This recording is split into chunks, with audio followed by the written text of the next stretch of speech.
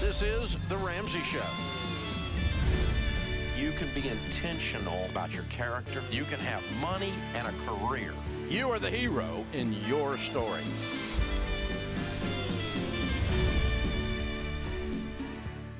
Live from the headquarters of Ramsey Solutions, broadcasting from the Dollar Car Rental Studios, it's The Ramsey Show, where debt is dumb, cash is king, and the paid-off home mortgage has taken the place of the BMW as the status symbol of choice.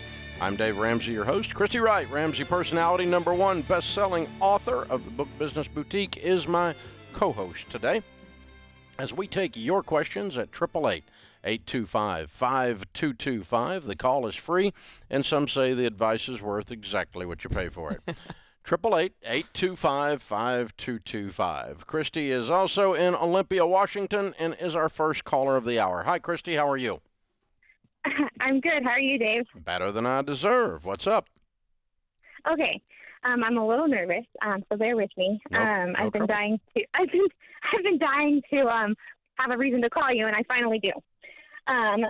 We have a house in California that we're currently renting out. My husband's in the military. We bought the house before he joined. Mm-hmm. So we are renting it out currently. We're not making any money on it. Mm-hmm. We considered raising the rent just to make ends meet. Mm-hmm. But my question is, we're on track to move again in 6 months to New Mexico. Mm-hmm. Ultimately, we would love to be back in California, mm-hmm. Back into our hometown. Mm-hmm. Should we sell it? Yes. I knew he wasn't even going to let you finish, Christy. And I knew that was going to be your answer, but I didn't know what you thought with the current market, what you thought it would be in let's 4 to 5 years. Let's try reverse engineering it, okay? You're in the military and you're moving from city to city, and you're not going to be in California for at least 5 more years. Correct. And you don't own a house there. Let's pretend you don't own a house there. And you woke up one morning and thought, you know what? I'm going to go over in this little town in California and buy a rental house that I don't make any money on. Mm-hmm. You would never do that. Right. And yet you have. Yeah. So let's undo it. Sell it. Okay, so now we currently might be profiting like $100,000. Should we just put that into something and let it sit there so when we do come back to California, we got a big chunk of change to put down on a house, or should we buy something in New Mexico? Yeah, that'd make a great house fund. Do you have any debt, though? No debt. We have $30,000 in the savings. Wonderful. Okay. Yeah, I would just take whatever profits you have, of course, pay your taxes on it, and set it aside in a future real estate mutual fund. Put it in a mutual fund, and just in your mind, you could kind of mark that file. That's my house fund for the future, and you can keep adding to it, by the way, if you want to. That wouldn't hurt anything. And by the way, there's not a law that says that you're necessarily going to end up back in California when you're done. 5 years ago, you never dreamed you'd be where you are right now. That's true. We do want to be back in our hometown with family. That would be our goal, and that's why we have a smaller mortgage right now with that house. Mm-hmm. I would just be afraid of coming back to California and then getting into a bigger mortgage than before, just because of the prices. Well, the problem is you're going to lose money between now and then, and you're going to wish you had just not had to fool with this whole thing. You're better off not long-distance landlording. You're better off not fooling with this. It doesn't make sense. And so, and we're not, I mean, I know it's your goal to be back there, but no one knows. I mean, 5 years is a long time. A lot of stuff happens in 5 years. Yeah, things may change. Dave, you use this example a lot. So speak to the principle at play there, because regardless of the circumstances, Christy's question was about the house, but I hear you say that a lot. Okay, let's reverse engineer it. If this was not true, whatever the circumstances are, would you go do it? Mm-hmm. Would you go buy it? Would you create it? The answer is always no, right? The question answers itself. No, not necessarily. I mean, if I didn't own a ski boat, I'd be buying one this week because I'm going to the lake this weekend. Right, but I'm saying something that someone's trying to get out of, I guess. Well, I mean, the point is, do I keep it or do I sell it? Yes. And you can ask that about anything. An investment, you can ask it about a ski boat. You can ask it about whatever. But if you look at something and you say, if I didn't already own that, I wouldn't go buy it for the very reasons that you wouldn't go buy it. You're not using it. You don't like it. It's a bad investment. It's whatever. It's the same reasons you wouldn't keep it. That was what I was going to ask. So whenever you ask the question, if this weren't true, would you go do it? Are there ever circumstances where that doesn't apply? So you're saying it's like if the answer is yes, I would go do this today anyway, then you'd keep it. Then okay. You'd keep it. Okay. So for instance, let's say the first place this always comes up is with a pure investment. Like let's say you bought stock in, I'll just make up a company, Home Depot. Mm-hmm. Okay. Bought stock in Home Depot, and let's say you bought it at $75 a share, and it went down to $50 a share, mm-hmm. and you say, "Gosh, I'm going to wait on it to come back up." And I go, "Well, would you buy stock at $50 a share?" "Yeah, because I've got real reason to think it's going to come up." Right. Then you would sit and wait on it to come up, and you say, "Oh no, I wouldn't buy it at $50 a share. I wish I hadn't bought it at $75 a share because I think it's going to go down." Then why are you falsely waiting on it to come back up to be your measure of when you sell it? I got you. You need to say, you don't analyze it based on the past, you analyze it based on the future. Yep. Okay. You're forward looking with your decisions and going, okay, if I wouldn't do that again now, then I don't keep doing it just because of the past. Yeah. And that's in investments is called a sunk cost analysis. What you've put into it, your cost, is irrelevant as to whether you keep it. Mm. Virtually irrelevant. I mean, you may have some tax implications, but it's virtually irrelevant. The investment analysis should be, and for that matter, the possession of a boat should be, the future of that. Not, my family's always had a boat, I've always had a boat. This boat's not been in the water for 10 years. It sits in my garage collecting dust. But because of the past, I'm going to continue to keep this thing in the garage. Yeah. Okay, well, that's dumb. Yeah. But if you're going to use it this weekend, and you've always used it in the summer, then you would go get a boat. Or you would keep your boat in that case. So you're looking forward with all of your decision-making analysis, not the past, the weight of the emotions, the weight of the cost of the item, not that. And so, if you would go and buy a small house in a small town in California because you're afraid real estate prices are going to go up, and if you didn't own it now and you would go do that now, I wouldn't suggest that. But if you would do it, then maybe you would keep that. Different. And that's where we see it the most. Every time I host with you, it's always around real estate. I had a house. I'm holding on to the house. Now I'm renting out the house. And it's another state. And the house is almost always inherited into that situation, meaning no one set out in those situations to be a landlord. Right. It's a landlord by default is where most of those questions come from. Yes. I became a landlord by default. I got married. We moved into her house, but we kept my old house as a rental. That's landlord by default. We're in the military. We moved. We bought a house everywhere we've been, and every time we move off, we turn it into a rental property. That's not, I decided that's going to be my rental investment strategy. It's landlord by default. Yeah. And it's not wise. Yeah. It almost never leads you to a good real estate purchase. Yeah. Or keeping the right piece of real estate as an investment. I own one piece of property that I formerly lived in right now, and it's a great rental, and I would buy it again as a rental. So I passed the asset test. but the house I currently live in would not be a great rental. Yeah. It's too stinking ridiculous, you know. So not a good idea. So going to be sold. Yeah. That's the deal. This is the Ramsey Show.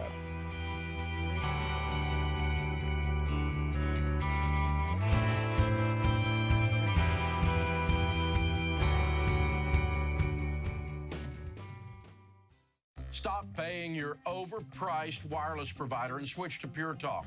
They use the same network as the larger providers for much less. For just $30 a month, get unlimited talk, text, and 6 gigs of data with no contract. The average family saves over $70 a month by switching to Pure Talk. Just go to puretalk.com and enter the promo code Ramsey to save 50% off your first month.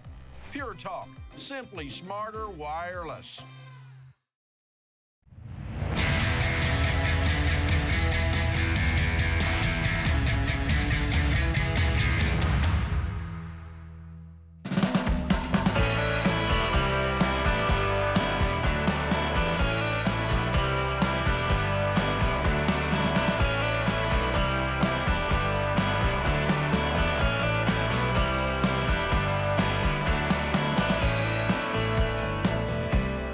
Christy Wright, Ramsey Personality, is the co-host of the Ramsey Show today. Christy Wright Show is where you can hear her on her podcast. It's where faith meets personal development, so you can have a bigger faith and a better life. Get the encouragement that you want and the tough love truth you need to connect with God, take control, and enjoy your life.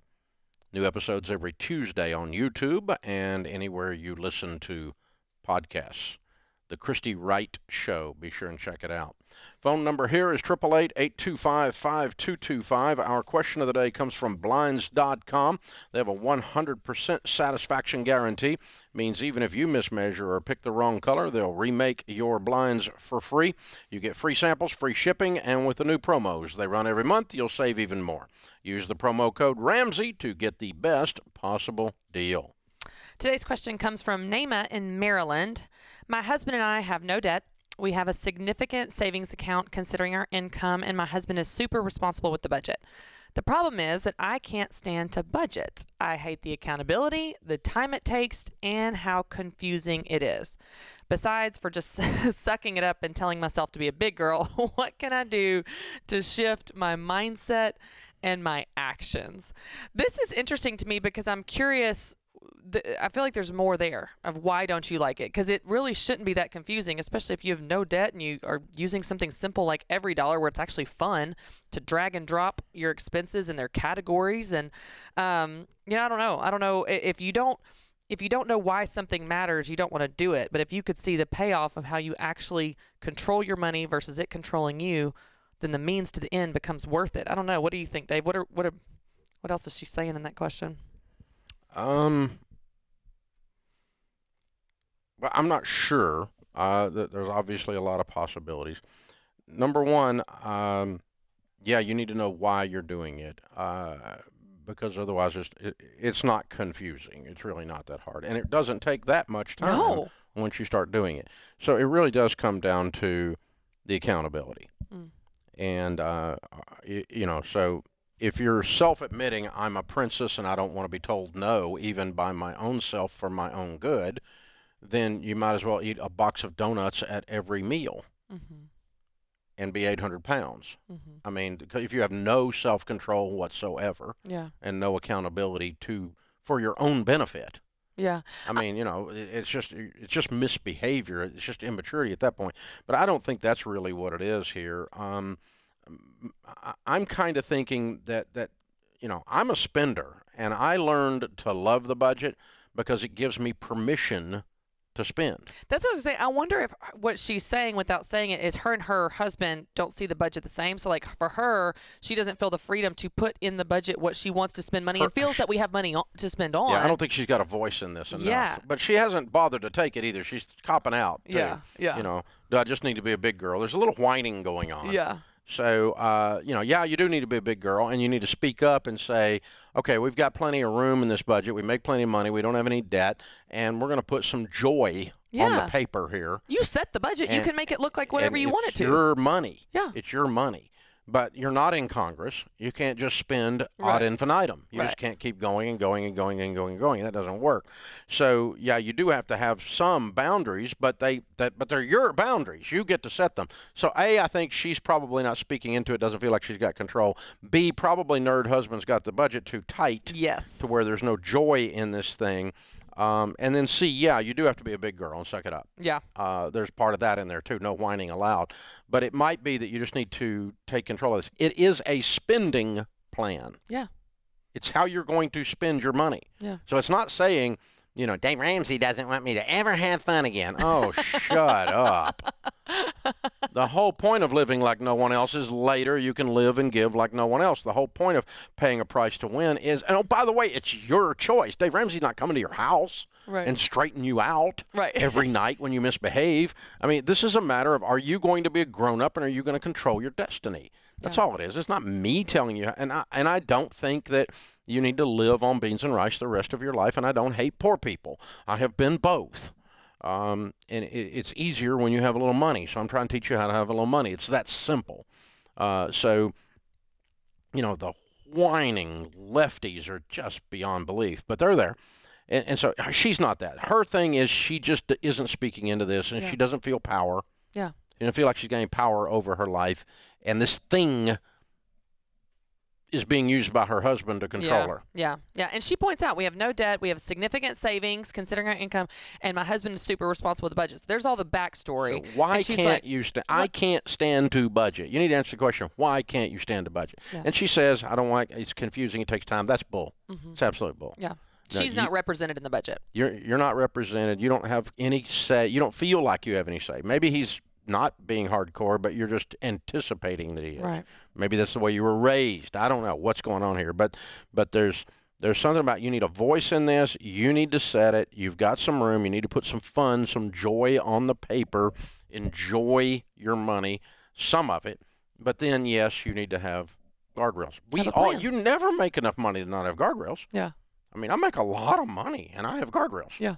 I have boundaries. You have a plan. They're different boundaries than when I was broke. Yeah. But they're still boundaries. They're still guardrails. You got different situations. So, all right. Open phones at 888-825-5225. Thank you for joining us, America. We're glad you're here. Christy Wright is our co-host. If you've been paying attention to the real estate market this year, you've noticed that competition out there is really high. It's a cray-cray real estate market, in part because inventory has been hitting all-time lows. It is truly a seller's world. Now, when inventory is low, it simply means there's more buyers buying than sellers selling, which turns the pressure up, the prices up, the bidding wars start. This is not amateur hour. You don't want to be playing out there without a pro in your corner. You're going to get hammered. To win in this market, you need a pro by your side if you're buying or selling.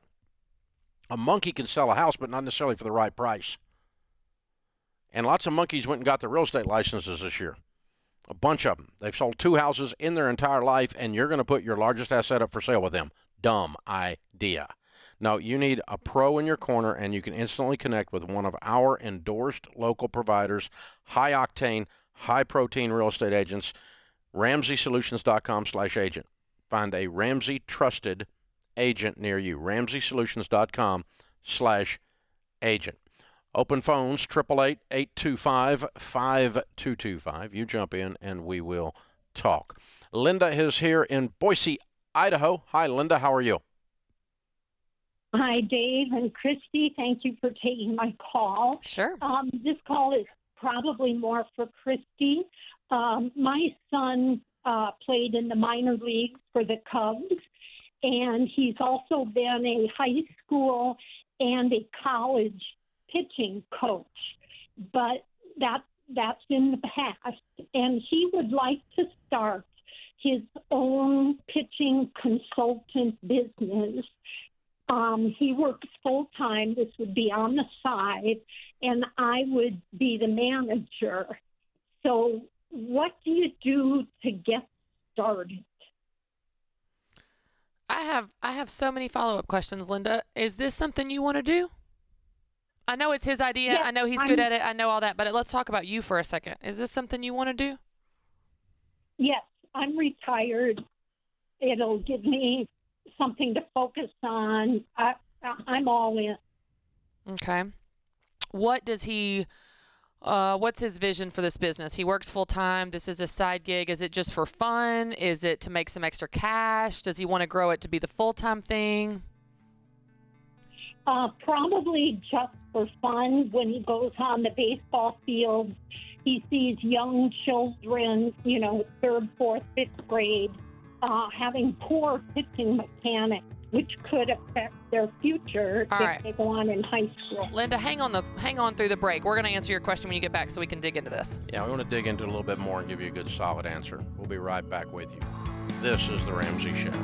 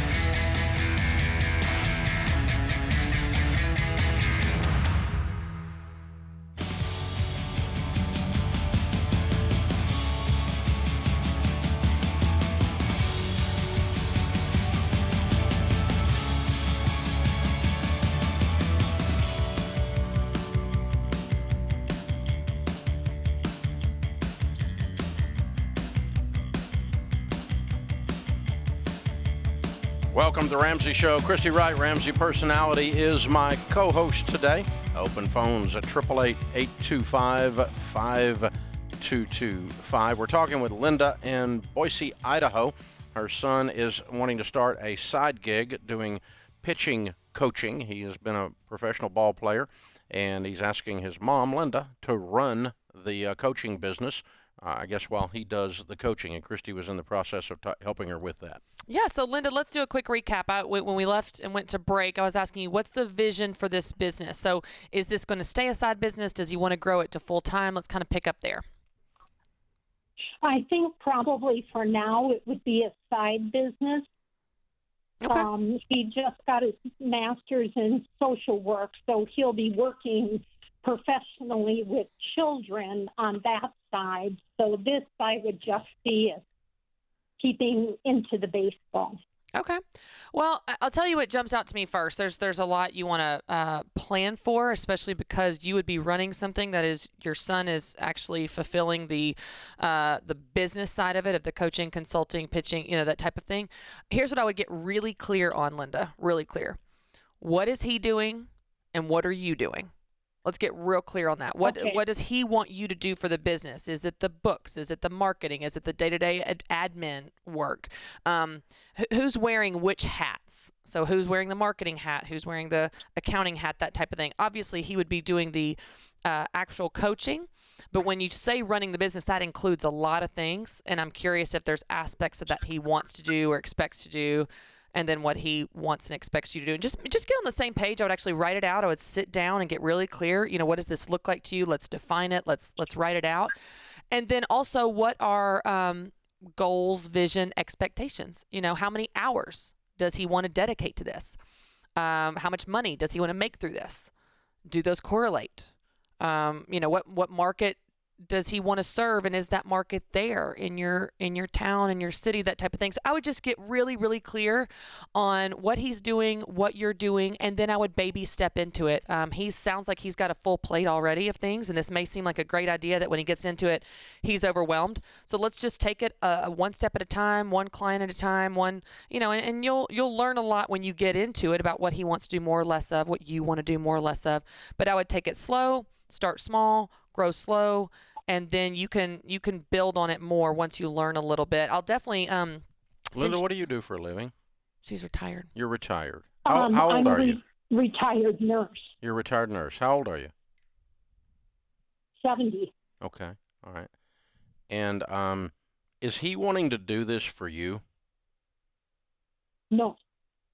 Okay. He loves baseball. I know that. But, is he wanting you to start, is he wanting you in this business to help you? Are you struggling with money? No. Okay. No. Okay. He's independent. We are independent. We've followed all of your things for years. And okay. All right, cool. I just was making sure what the motivations were behind all of this and what's going on. So this is just simply him wanting to help some kids learn to pitch properly. And he doesn't want to deal with the administrative and business side of it. He just wants to do the pitching part, and you pick up the rest. That makes sense. Okay, cool. Well, I hope it works out. But yeah, I'm with Christy. Let's baby step into it, move slow into it incrementally, so that you guys can learn as you go and figure out what your next steps are. Let's send her a copy of Business Boutique. That'd be great reading for her anyway, as she's kind of having these conversations with him. Absolutely. That's perfect. So Kelly will pick up Linda and send you a copy of Business Boutique. Elizabeth is with us in Canada. Hi, Elizabeth. How are you? Hi. I am thankful to God for his blessings. Amen. All Me right. too. What's up?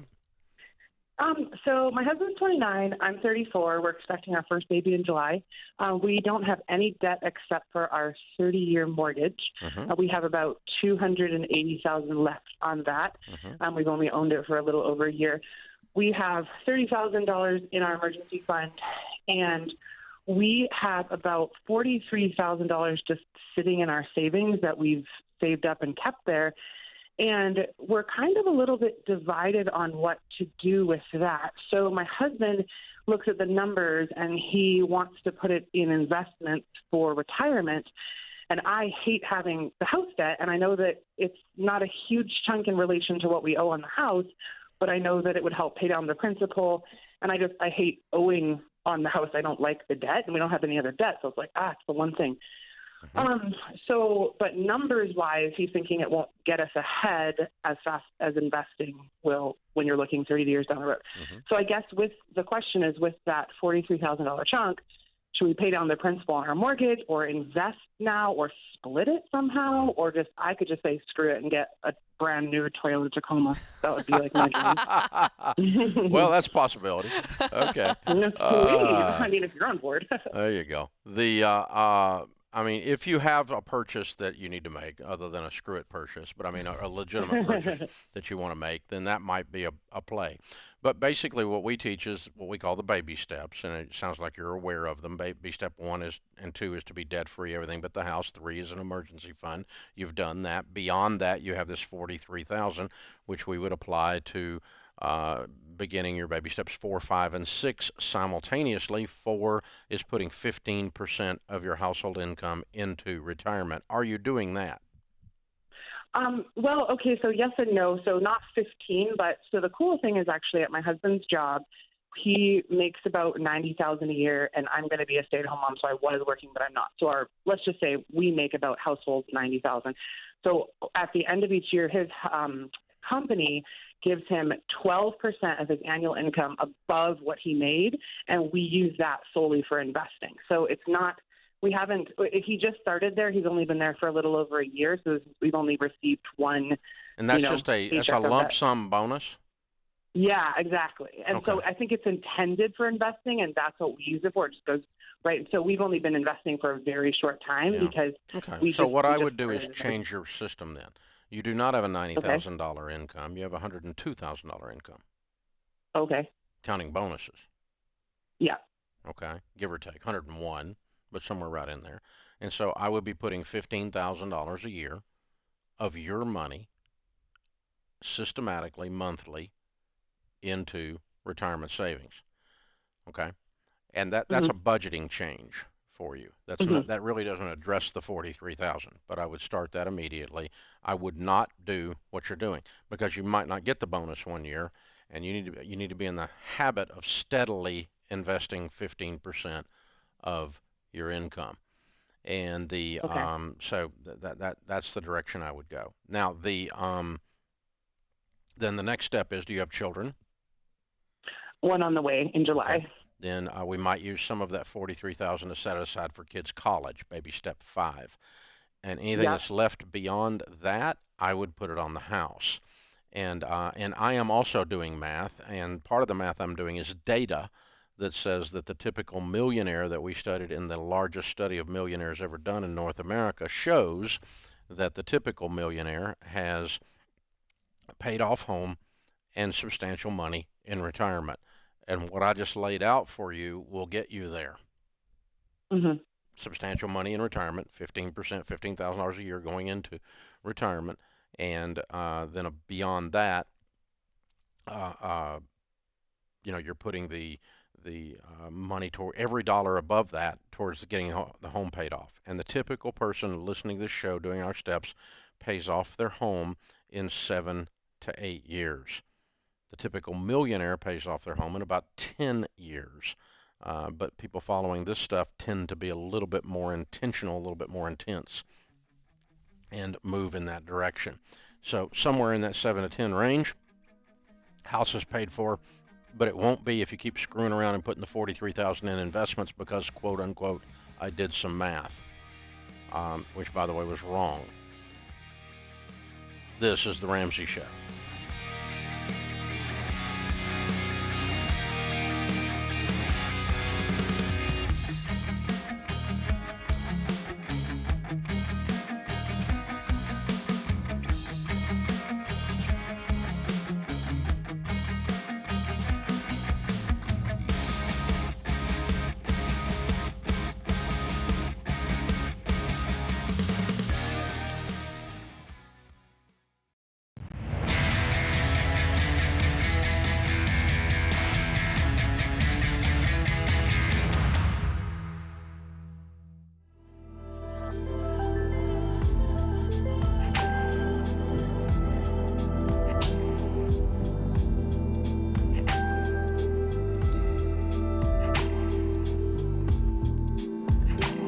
Christy Wright, Ramsey Personality, is my co-host today. Open phones at 888-825-5225. Christopher is in Dayton, Ohio.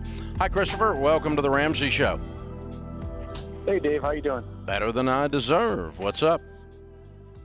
So I'll try and make a long story short. I am divorced about 3 years ago, and in those 3 years, I've been to court. My ex-wife has taken me to court 5 times. So each time we go to court, it costs anywhere between $10,000 and $30,000. I was on baby step 2, just bumped down to baby step 1. So we're rebuilding our $1,000 saving or emergency fund. We are $96,000 in debt. I am remarried. We have a household income of $120,000, and we are a family of 7. Why does she keep taking you to court? I mean, I don't want to speak illy of her. Is this about kids, or what's it about? Well, in her argument, it's always about the kids. But she's narcissist and depression, so she lets that guide her ways. Even though I keep winning in court, she keeps taking me back, just finding a different loophole to do it. And so we're gearing up for our 5th round now that she's taking me back for the same reasons. Mm-hmm. Okay. I think you need an attorney that gets on the offensive, not just the defensive. Because she's abusing the court system, it sounds like. She is, and my wife and I have talked about, we don't even know if it's legal to start doing like harassment type of legal action towards her.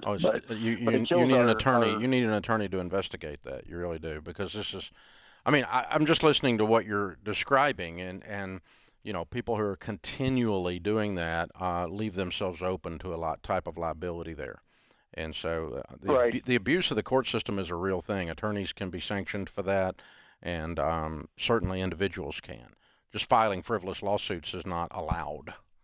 You know, and so that's the, you know, I keep winning, and she keeps looking for some angle. So anyway, but anyway, you've got $96,000 in debt. Is that what you said? Yes, sir. How much of that is attorney's fees?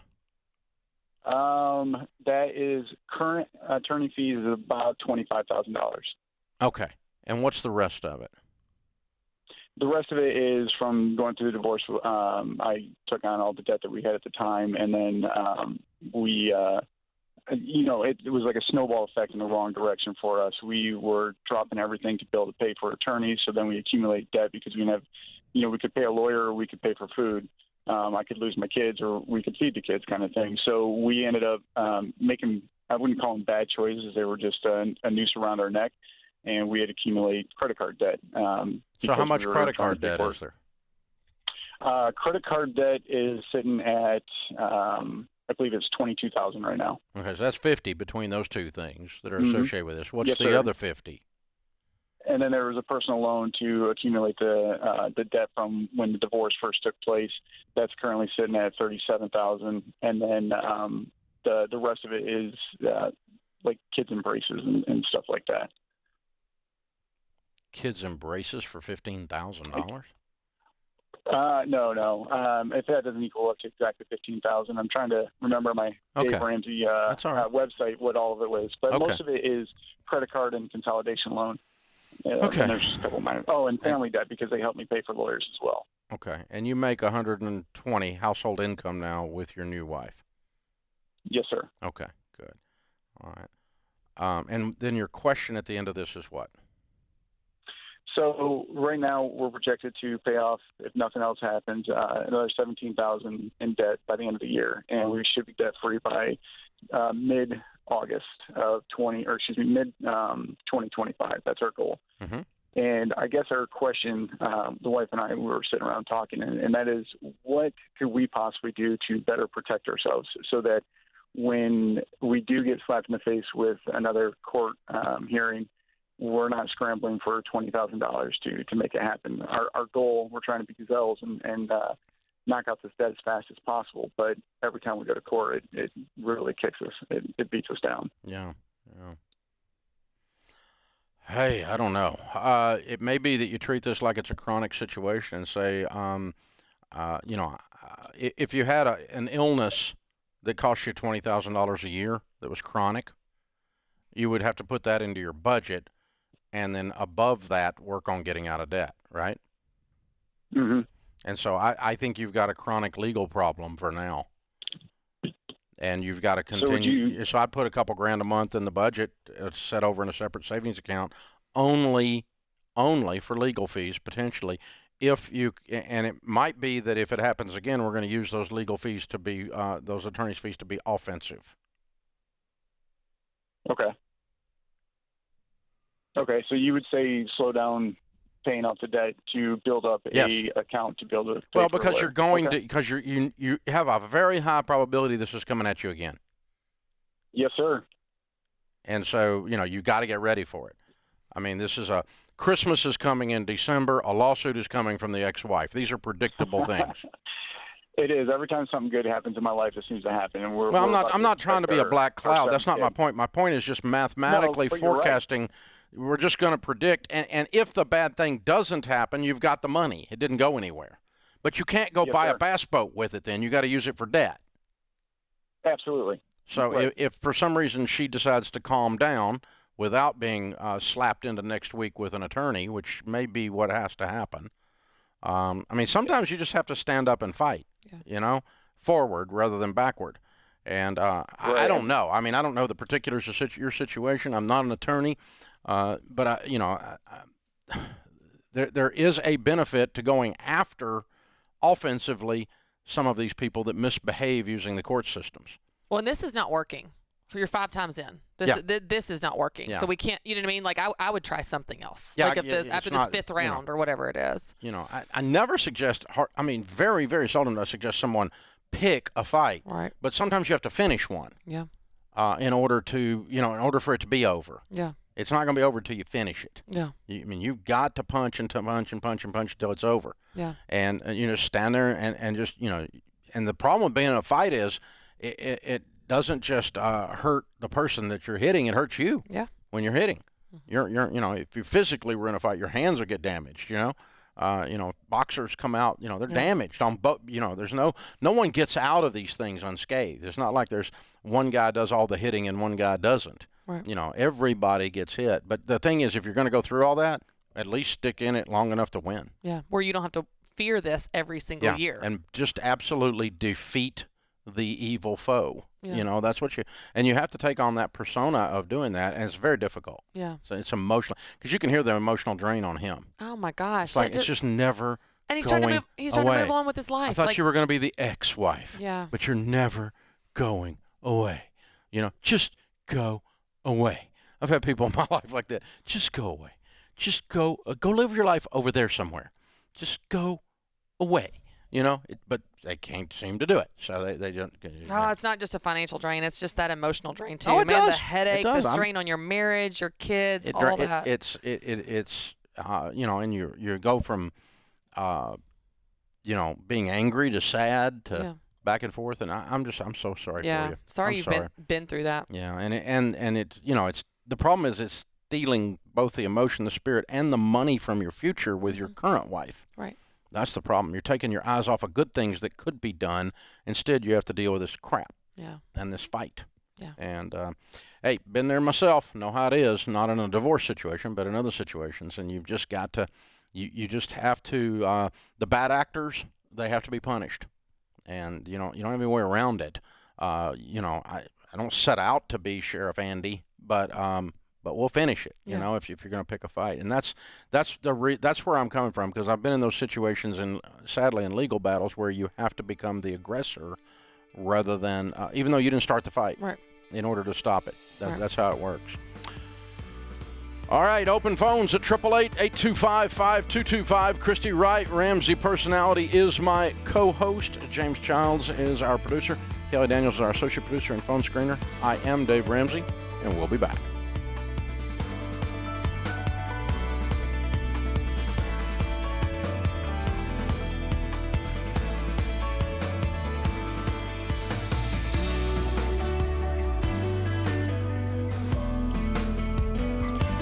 have a friend or family member that needs a daily dose of Ramsey advice in their life? Let them know about the Ramsey Call of the Day podcast. It's a quick hit of advice about life and money in under 10 minutes.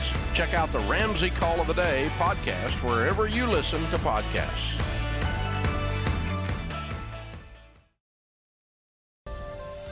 This is The Ramsey Show. You can be intentional about your character. You can have money and a career. You are the hero in your story.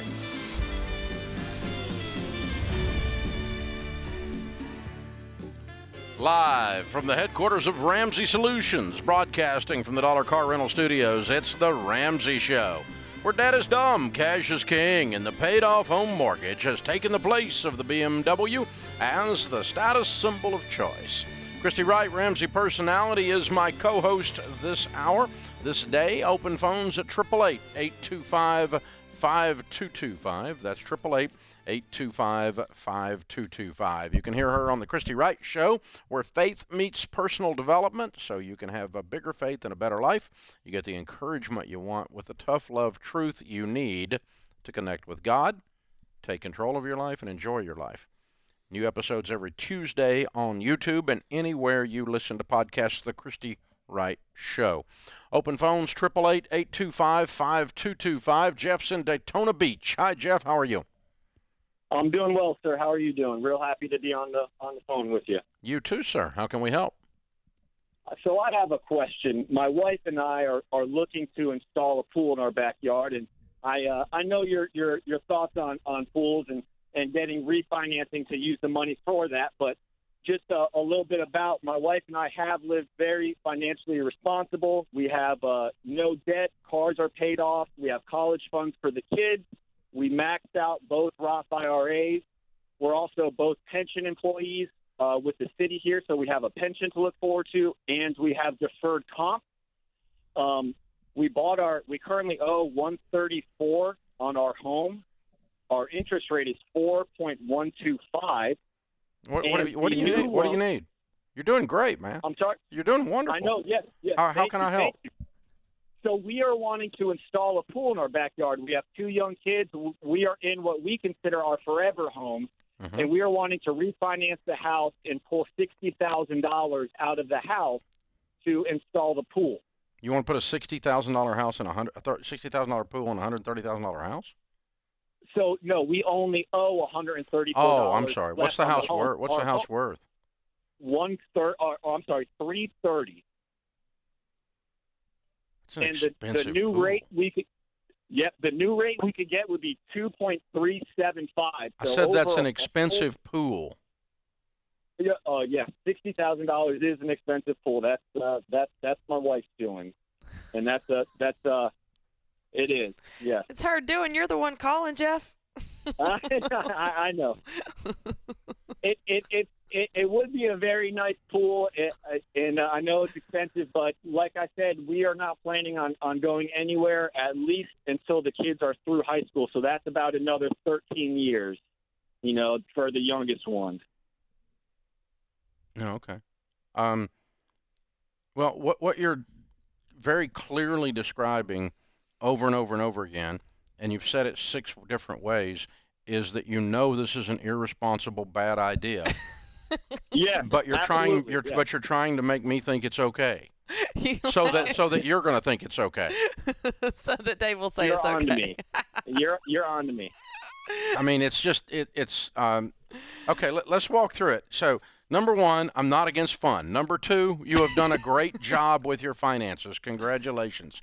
Number 3, you have a clue where you are. You know exactly what's going on. You're not a wandering generality. You're not out of control. You're very systematized. You've been very beautifully done. You've told me your numbers. You're not guessing. You know exactly where you are. So you have a lot of positive things going on, and then you have this.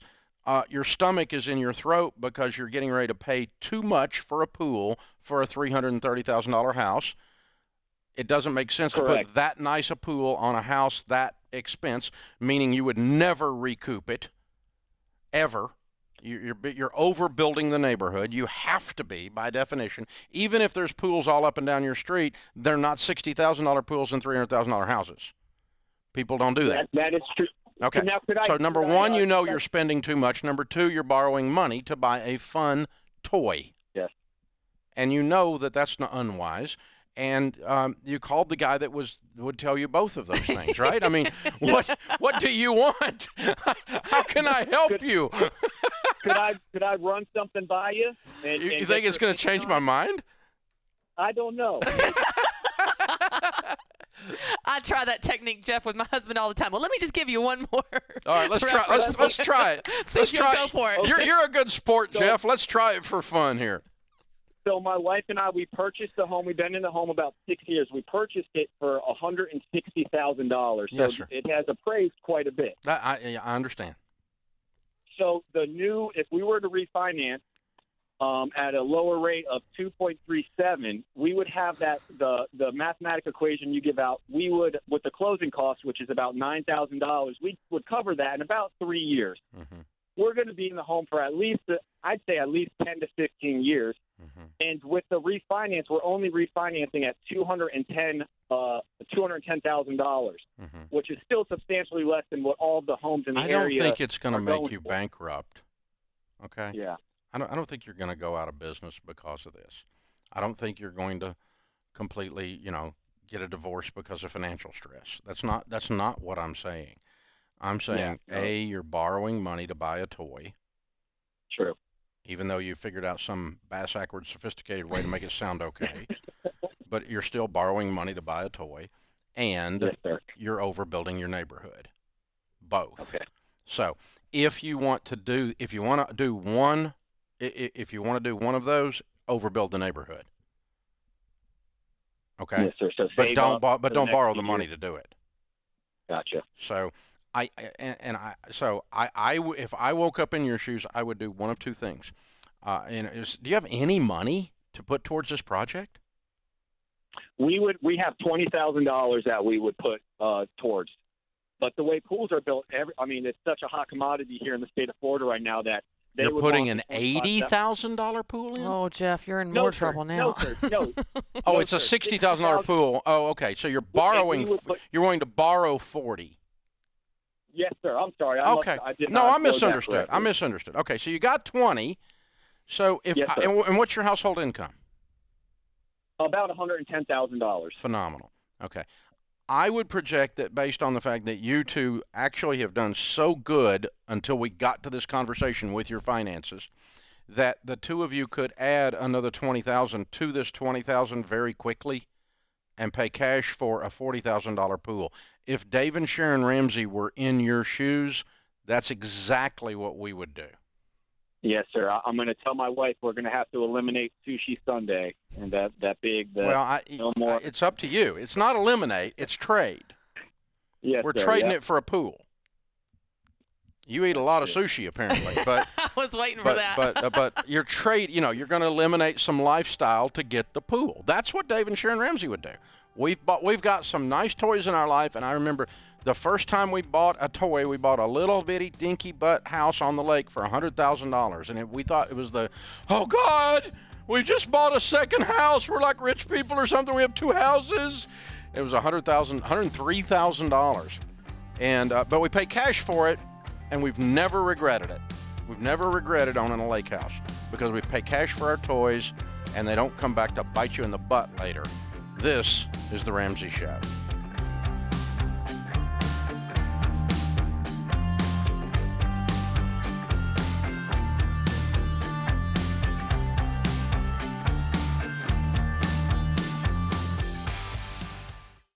We were drawn to Christian Healthcare Ministries because we both had young families and we wanted to have more children.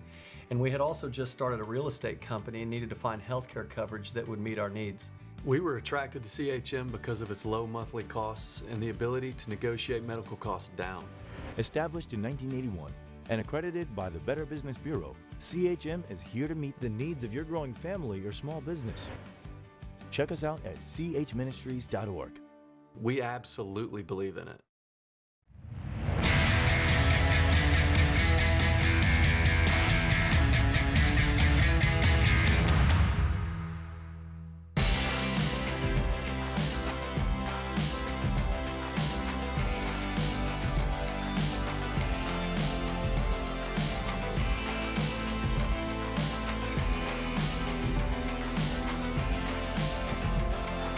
I'm proud of my state of Tennessee, and one of the greatest things about our state has been that we have had a great run of incredible governors, at least the last two anyway. And Governor Bill Haslam was governor here for 2 terms. Currently, Governor Bill Lee is our governor in Tennessee, and Bill and I became friends during that time, Chrissy, his wife, as well. And he was an incredible governor, and incredible, not politician, but statesman is a better word, and has written a brand new book. I went to Donald Miller's house the other night with a bunch of folks in our area here that were friends of both of ours, Bill's and mine, and got to hear a little bit of the reading from it and the background on it. It's called Faithful Presence, The Promise and the Peril of Faith in the Public Square. Bill and I are both Christians, and it is messy. Once you say you're a Christian, someone disagrees with you, immediately you're a fake Christian. Immediately someone's got something to say about that. But, how you can act out your faith in the public square. Bill comes from the Pilot Oil family. His daddy started Pilot Oil, and his brother owns the Cleveland Browns. True. And if I got that right? You got it right. Okay. Yep. And make sure I say the right thing. Jimmy will get me. Big Jim will get me. And Jimmy will get me for sure. You get a quick call. But yeah, I'll get Big Jim will get on me, and I don't want Big Jim after me. But big University of Tennessee fans as well, and alumni like we are, and generosity in that direction. So a little bit of background there. So Bill, you and I, when you were running for governor the first time, with your background coming from a family of means, we're sitting, you and Chrissy and I and Sharon were sitting on our back deck. Remember, and kind of getting to know each other right. a little bit. And I asked you a question. I said, why would you take this job? Because it doesn't pay that much in comparison to other things you could have done and have done in your life. And you come from a family of means. It's not something you needed financially, and you didn't need the power. You didn't need any of that. Why would you want that job? Is kind of what I said. You remember that? I do. I remember the conversation well. And it was an honest question because I just couldn't envision it. Yeah, well, first of all, you talked about the success of Tennessee, and Ramsey Solutions is part of that story. I got to stand here where we are now when it was a field, and to see what you've done to see what you've done with the place, as we say around Tennessee, is impressive. So first of all, let me just tip of the hat. It was with your help as well. No, cool story. The state was a big help to us. So why did I run? We all find different ways to serve, right? You've been able to change thousands, hundreds of thousands, millions of people's lives by giving them some insight into a better financial way to carry out their lives. Government serves a lot of different people, and it makes a difference. Who governs matters. And for me, it just felt like a huge opportunity to serve. And I know it sounds kind of corny, but it felt like for me the way to change more lives for the better than anything else I could do. Well, and I also remember you saying you felt like God told you to. I did. It felt like it was a call, a spiritual call. As Chrissy would always remind me during the campaign, campaigns aren't much fun, and she'd say, okay, you are called to run. The election will decide if you're called to serve. So there was always a whole lot of, we'll see. I said, thanks for all the faith from the wife there. Yeah. But she was right. And so we really did feel that way. And so if you do feel that way, then you do it differently. You don't do it with your own ends in mind.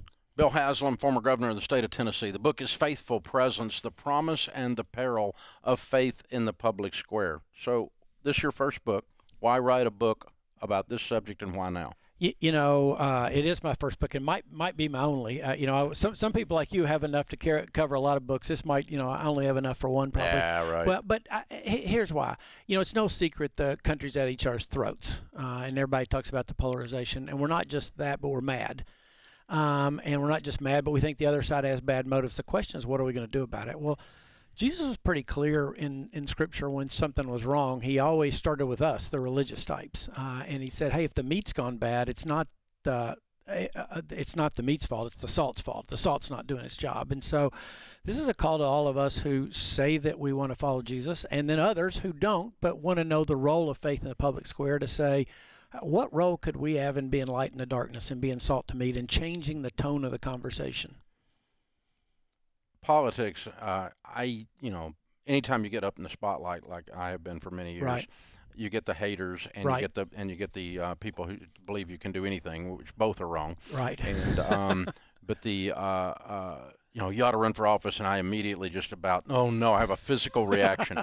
It sounds so exhausting. Well, the budget would be balanced. We know that much. That's true, and there'd be a lot of angry people. But yeah, it's messy, it's exhausting, it's sometimes ineffective. Why should we even care about politics? Well, it says in Scripture that God causes the sun to fall on the just and the unjust, the rain on the righteous and the unrighteous. So he cares about the common good, and this is a way that government impacts what we do and how life works. And again, think about your principles. So Tennessee's actually lived that way. We've lived as a fiscally responsible state. Because of that, we can keep taxes low. We can attract businesses to come here. It matters the decisions you make, and that affects, again, millions of people because of that. So one of the reasons I wrote the book is I don't want people to say, oh, a pox on both your houses. I'm tired of all the argument. I'm not going to pay any attention, because that's the wrong response to the current situation. Yeah, the only way to fix it is engage. I stand back that. and throw grenades doesn't do it. It's never worked, and by the way, it's never changed anybody's mind either. Yeah, that's true. That's true. So, Bill Lee's been in office 2 years. A little bit more, about 2.5 years. Yeah. So you've been the last 10 plus years. Right. We've been having these conversations. Right. It feels like to me that it's gotten a lot nastier during that 10 years nationally. Yeah, I don't think it just feels like it has, and all the data would show you that we've gone from disagreeing to think the other side has bad motives, and even being contemptuous of the other side. Yeah. How do we get in this mess?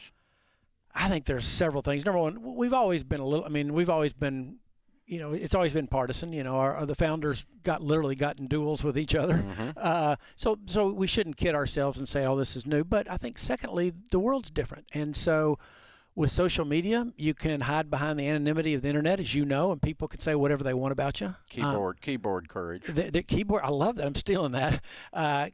People can have keyboard courage. People can in politics can say, well, I can just go be a social media star. I don't really have to solve problems. So it's like I'm going to play a senator on TV. I'm not going to really be one in terms of solving problems. And I think the fact that folks can choose their own news and how they get it, we just tend to dig deeper into our own beliefs and not take any time at all to listen to, is there a better way to do this? Yeah. The ability to sit down and calmly listen to the other side is a lost art. It really is. And somehow we think that if we yell at the other side, we're going to change their mind, and that's changed nobody's mind ever. It doesn't. I'm going to get mad and call you names and on Twitter, and that's going to make you feel better. Oh, yeah. And I'm going to vote your way now. Yeah, exactly. Yeah, exactly. Faithful Presence is the book, The Promise and the Peril of Faith in the Public Square. Former governor of the state of Tennessee, 2 terms, Bill Haslam. What strengths and gifts, if people of faith come to the public square, should they be bringing? Well, you think about one of those that we should bring is people always decide, am I going to be a person of truth or a person of love? And we're supposed to be both. We're supposed to understand that it's, speak the truth with love. We're supposed to, people think, well, you either have to choose mercy or choose justice. And we understand it's both. I mean, we actually have a God that lived out mercy and justice at the same time. And so we have a picture of that. The other advantage we have is we know we're broken, imperfect people. That's part of the definition of being a follower of Jesus. Well, if we are that, then by definition, we know we have the capacity to be wrong too. That's not a bad place to start the discussion. Yeah, and that makes you a listener. I hope so. Love your spirit, love your humility. Appreciate your friendship. You too. You and Sharon have become great friends. Thanks. Governor Bill Haslam, former governor of the state of Tennessee. Check this book out, guys. It's life-changing, and it's really needed in the marketplace right now. Faithful Presence, The Promise and the Peril of Faith in the Public Square. This is The Ramsey Show.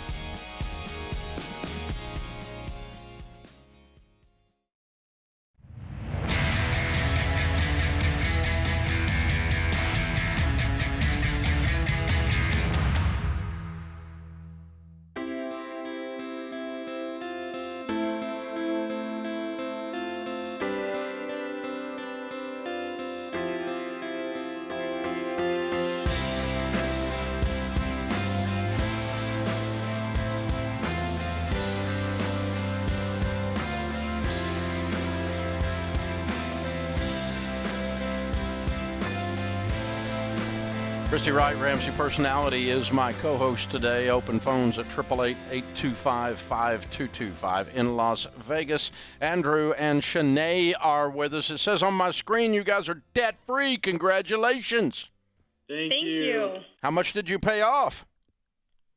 $78,564. Good for you. Awesome. And how long did this take you?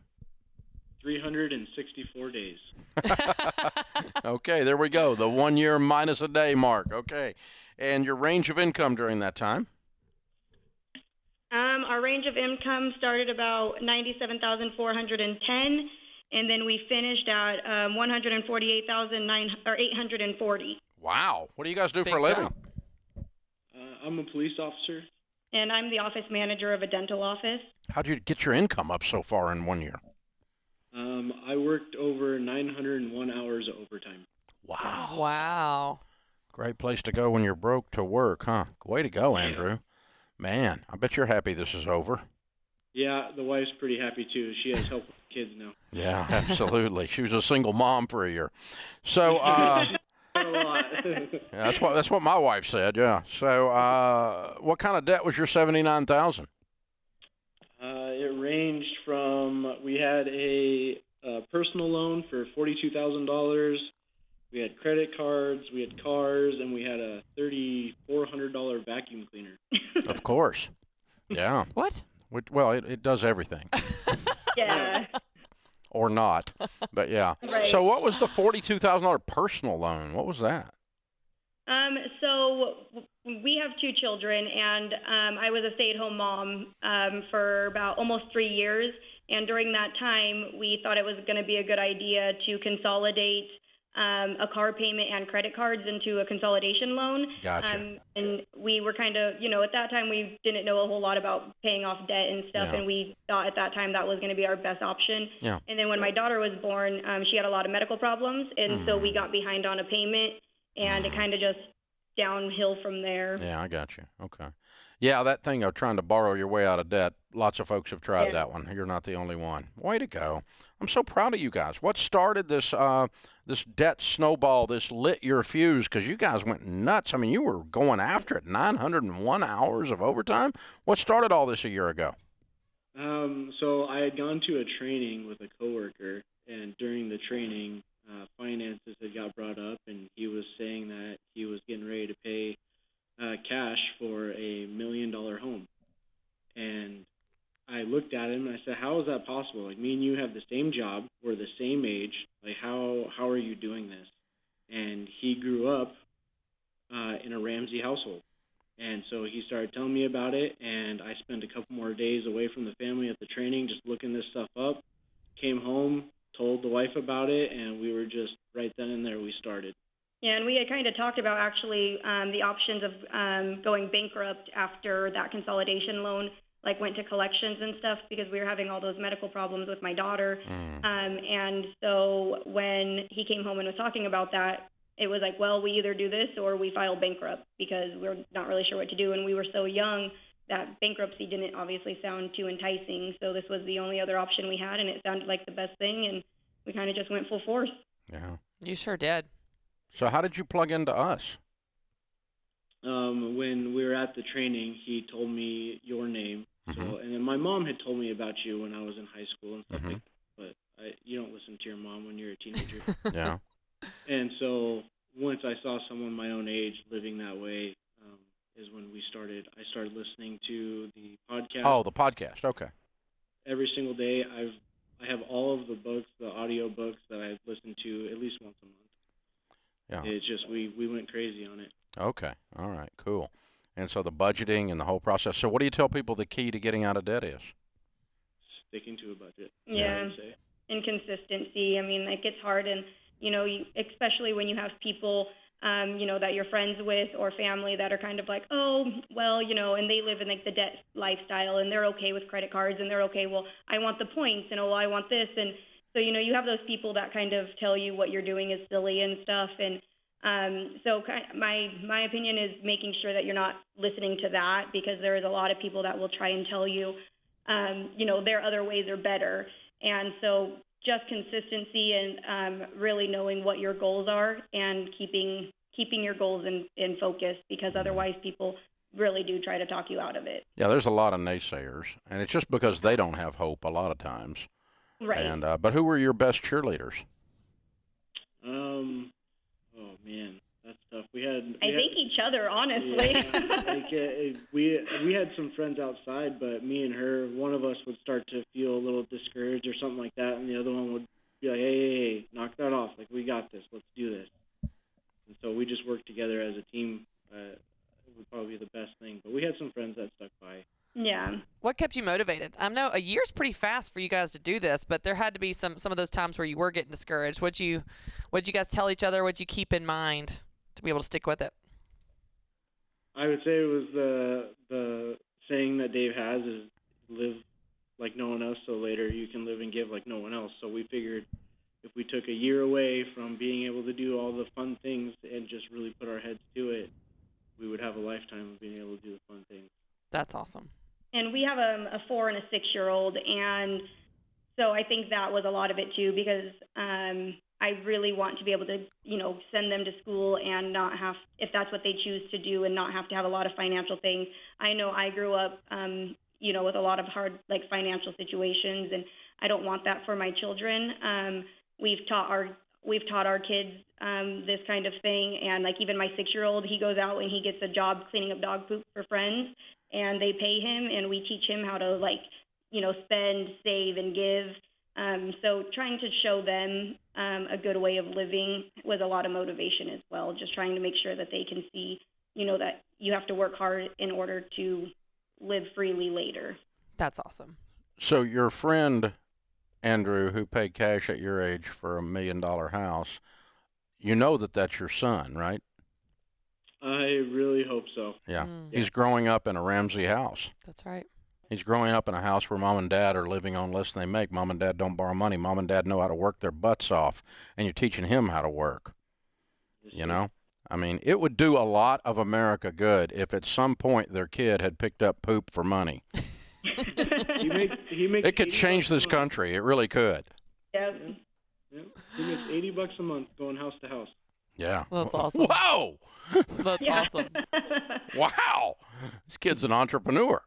No pun intended, but yeah. Wow, you guys. This is incredible. I'm so proud of you guys. Very, very well done. Absolutely incredible. So here's the deal. We got a copy of The Legacy Journey for you. That's the book about what happens now, the live like no one else part, now that you've done it, and the legacy that we're just talking about with your kids. And we've also got a copy of the Total Money Makeover for you to take and give to someone, because now, Andrew, you're going to be that friend that runs into somebody and starts their journey, and that's how this works, so paying it forward. So, again, we're just so proud of you guys. Very, very well done. All right, it's Andrew and Shanae. $79,000 paid off in 364 days with 901 hours of overtime, making 97 to 148. They are free. Count it down. Let's hear a debt-free scream. 3, 2, 1. We're debt-free! Yeah! Amazing. It's not hard to work that hard when you can see the light at the end of the tunnel. That's right. When you can see that you're getting there. Yes. I love that visual of how you said that's going to be your son. You forecast into the future, the ripple effect of this decision with that next generation and beyond that. That's incredible. Change your family tree, baby. You can do it. And I'm talking to you. Yeah, you. You thought you were just in the car listening to the radio. No, I'm talking to you. You need to change your family tree. It's in your power to do it. Now do it.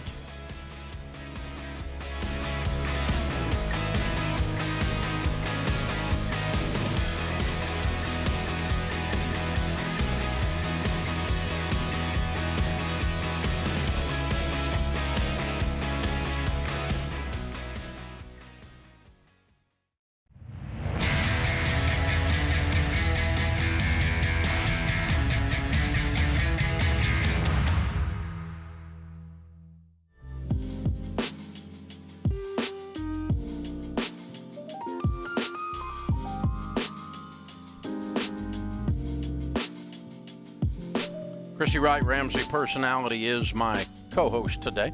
Open phones at 888-825-5225. Have you ever made a dumb decision with zeros on the end because you didn't do your research? Yeah, me too. Sometimes we all make choices, dumb choices, based on feelings or opinions. And if you do something like that when you're buying a house, yeah. And this real estate market, feelings are not your friend. Facts are your friend, because everybody's gone bonkers out there. Check your facts. Find out what you can actually afford. Research what's really trending in home prices. Talk to reputable real estate agents in your area. This is not amateur hour where houses are getting multiple offers. Do not let a monkey sell your house. And a monkey can get a real estate license. And they sell 2 houses. And then you've listed your highest, most expensive property asset with someone who doesn't know what the flip they're doing. Get the facts. Know what you're getting into and get a pro in your corner. Go to RamseySolutions.com/agent. You can plug in with one of our ELPs, our endorsed local providers that we have vetted. They're high octane, high protein, the top real estate agents in the nation. RamseySolutions.com/agent. That's how this works. Open phones at 888-825-5225. That's 888-825-5225. Tina is in Austin, Texas. Hi, Tina. Welcome to the Ramsey Show. Thank you for having me and listening. Sure. I listen to your podcast a lot. Well, thank you. And it's kind of like Jeff, your earlier caller. I feel like I'm pretty frugal. I'm really good with my money. But I wanted to make sure I'm on the right track, and I feel very stressed when I'm spending my money, when I'm using my money for myself. When it's a gift or a donation, no problem, I'm going to write a check. But then when it comes to me, I get really nervous. Grocery store, I don't want to binge on a $5 chocolate or whatever, right? Mm-hmm. So I just want to make sure I'm on the right path of savings. So I'm on baby step number 6, paying off my mortgage. Good. I feel like I've done a really good job with everything else. I skipped number 5. I don't have any kids. Okay. And thanks to the podcast, I got really good sell intense during the pandemic, and I paid off my car. This is pre-Dave Ramsey, right? I've heard about you for 10 years, but I never really read the book. How can I help today? So I bought it. Sorry? How can I help today? So I wanted to make sure that I was on the right path for when I pay off the mortgage. I have 2 different homes. One's a rental under an LLC, and then one's my home. Mm-hmm. And, you always talk about paying that off as soon as possible. So I wanted to see which one should I pay off first. Do I go get sell intense and paying those off, or do I just kind of loosen up a little bit? And, generally speaking, what we do is if they're similar in payoff balance, I'd pay off your home first. But if you have a tiny little rental mortgage and you want to just reach over and knock it out and then come back to the home, that's okay too. We're going to get both of them eventually, agreed? Yes. Okay, so how much is owed on each? I owe $61,205 on the rental with 5 years left, and then $170,313 with 11 years left on my home. And your income is what? Taxable income is $73,500. 5,400. Is how much again? 73,000. Taxable income 73. $73,000. Okay. All right. The W-2 is 97. Yeah. Okay. So the rental is substantially smaller in balance. Yes. And if you wanted to push it up front, you can. That would be a reason to push it up front. I always want to cheat towards the residents because of risk management, and all that means is, in an absolute horrible worst-case scenario, if you were going to lose one to foreclosure, you'd want to lose the rental, not your home.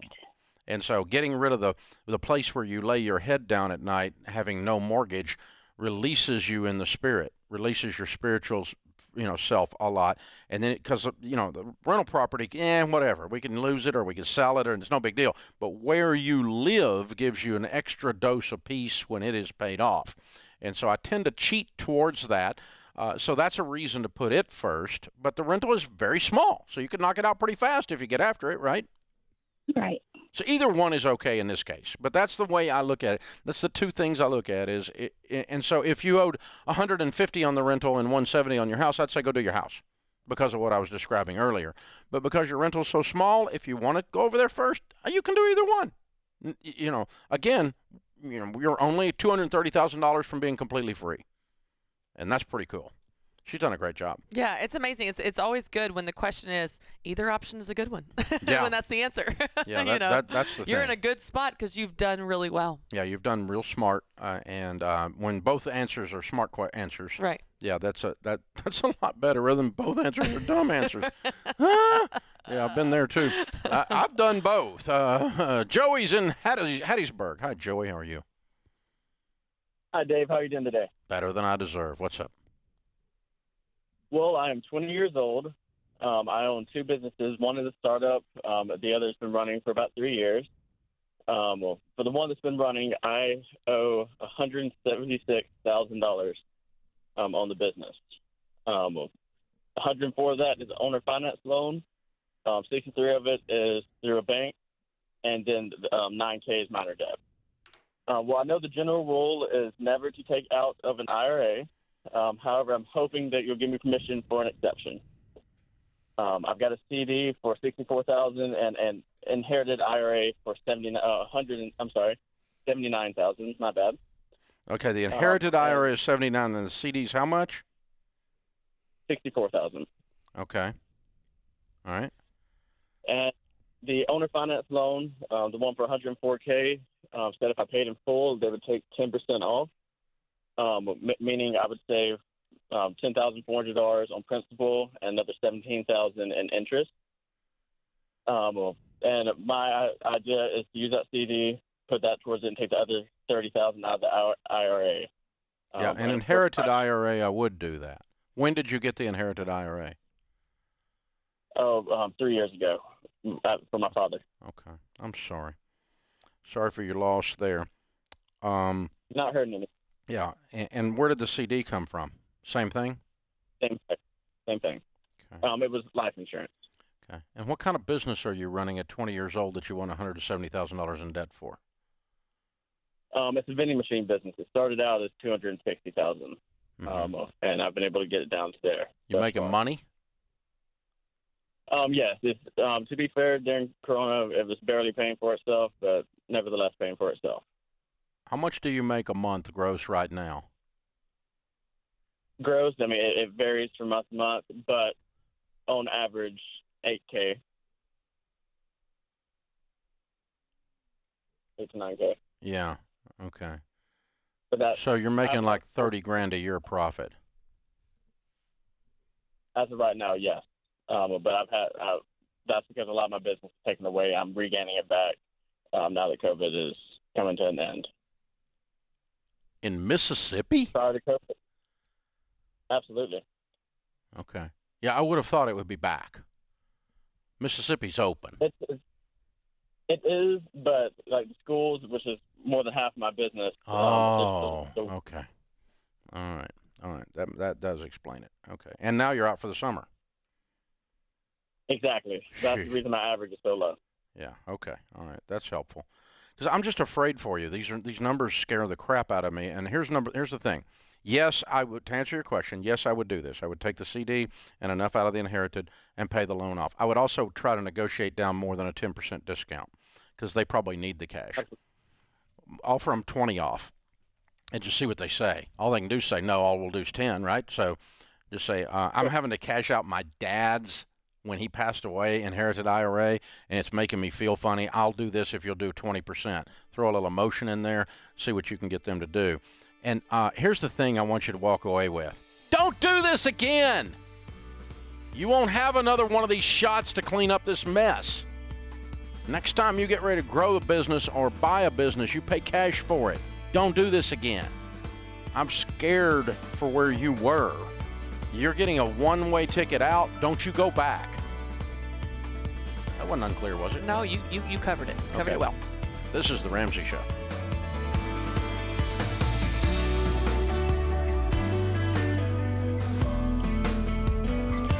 Hey guys, this is James, senior producer for The Ramsey Show.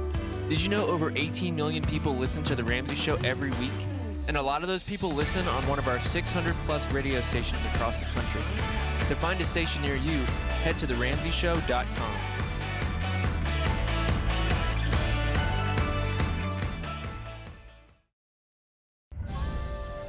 This is The Ramsey Show. You can be intentional about your character. You can have money and a career. You are the hero in your story.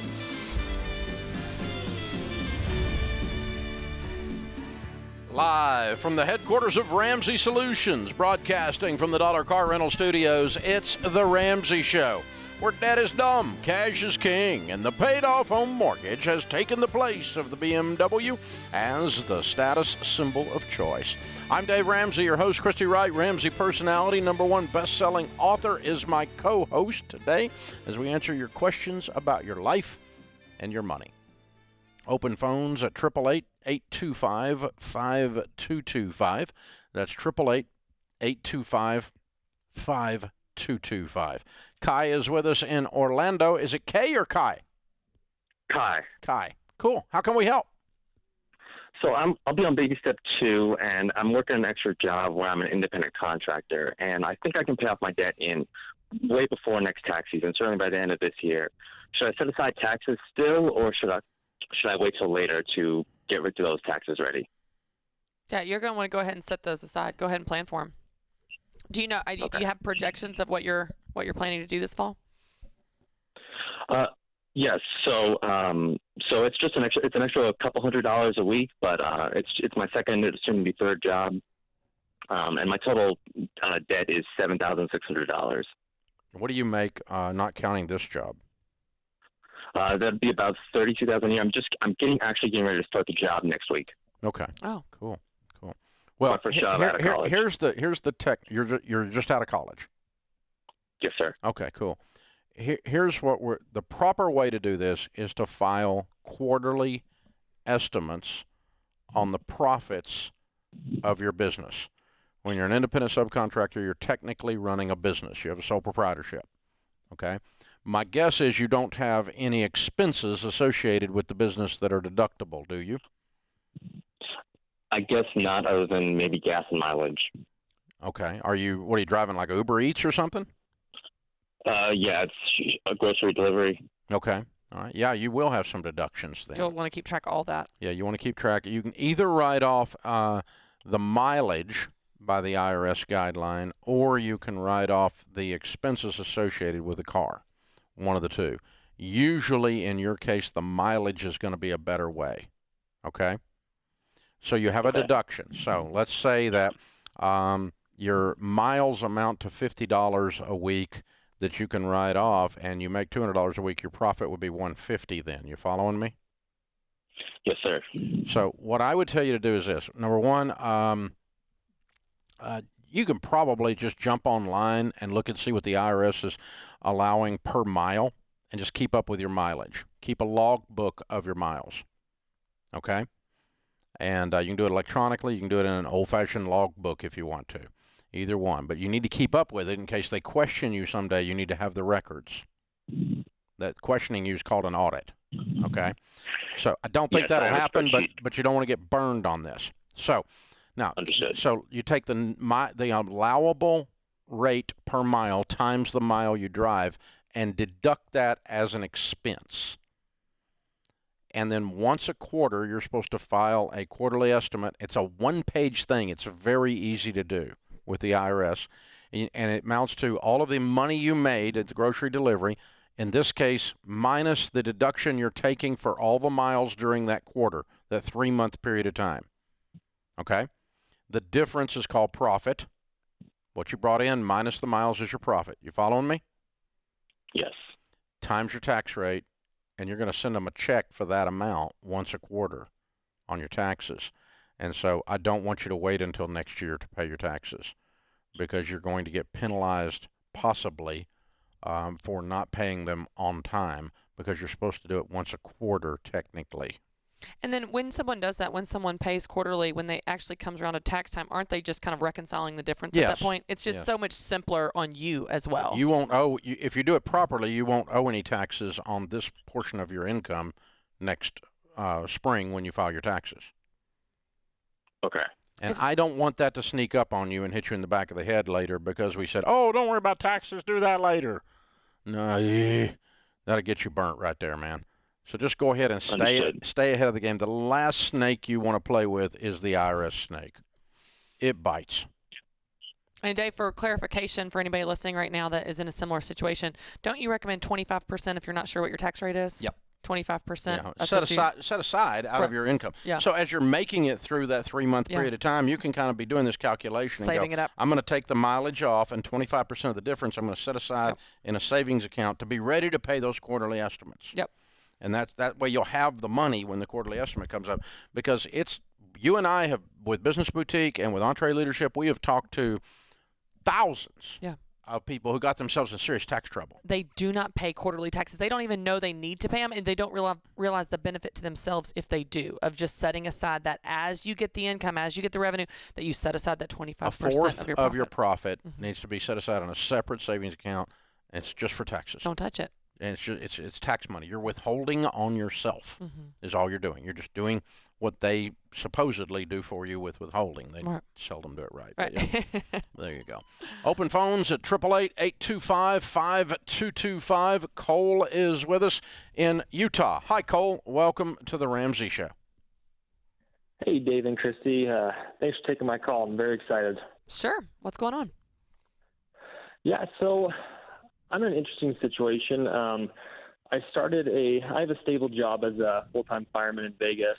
I live in Utah, and I started a side gig to help me to stay home more to supplement some income, and now that income has grown. And the problem I'm having is I work 100 hours a week and I have 3 babies at home, and I want to be home more. So I'm trying to figure out if I should step away from my stable job and lose that sense of security and stick with a commission-based job, or what that's going to look like. How far away from Vegas do you live? It takes me about 2.5 hours to get to my fire station from my house. I don't understand that. You do this once a day, 4 days a week? No, so I work 2 days on and 4 days off. Yeah. So I do a 48-hour schedule. So I drive down once or twice a week, and then I come back. And then on your off days, you have a side gig that's kicking butt. Yeah, I'm a real estate agent, so I started doing that, and it took my income from just fire about 70, and now I'm doing over 300. Okay. Now? Quit. Now. Driving. Yesterday, a long time ago. Cole. Your income is there. What's the question? Why do you have to think about What this? is the question? I know the market is hot now and it's doing well as an agent, but if it's going to slow down and my income could drop back down low and the security back down of the to fire 70? income, well, if I step away from the fire job on the fire department, I lose that stability and that stable income. Yeah, you lose 5-hour commutes, and we see your 3 small children. Dude, you should have quit like 30 years ago. Wow. Like by the end of the week, you're not a fireman anymore. You have no life. Go get you a life. Wow. You are not afraid of hard work, though. This is the Ramsey Show.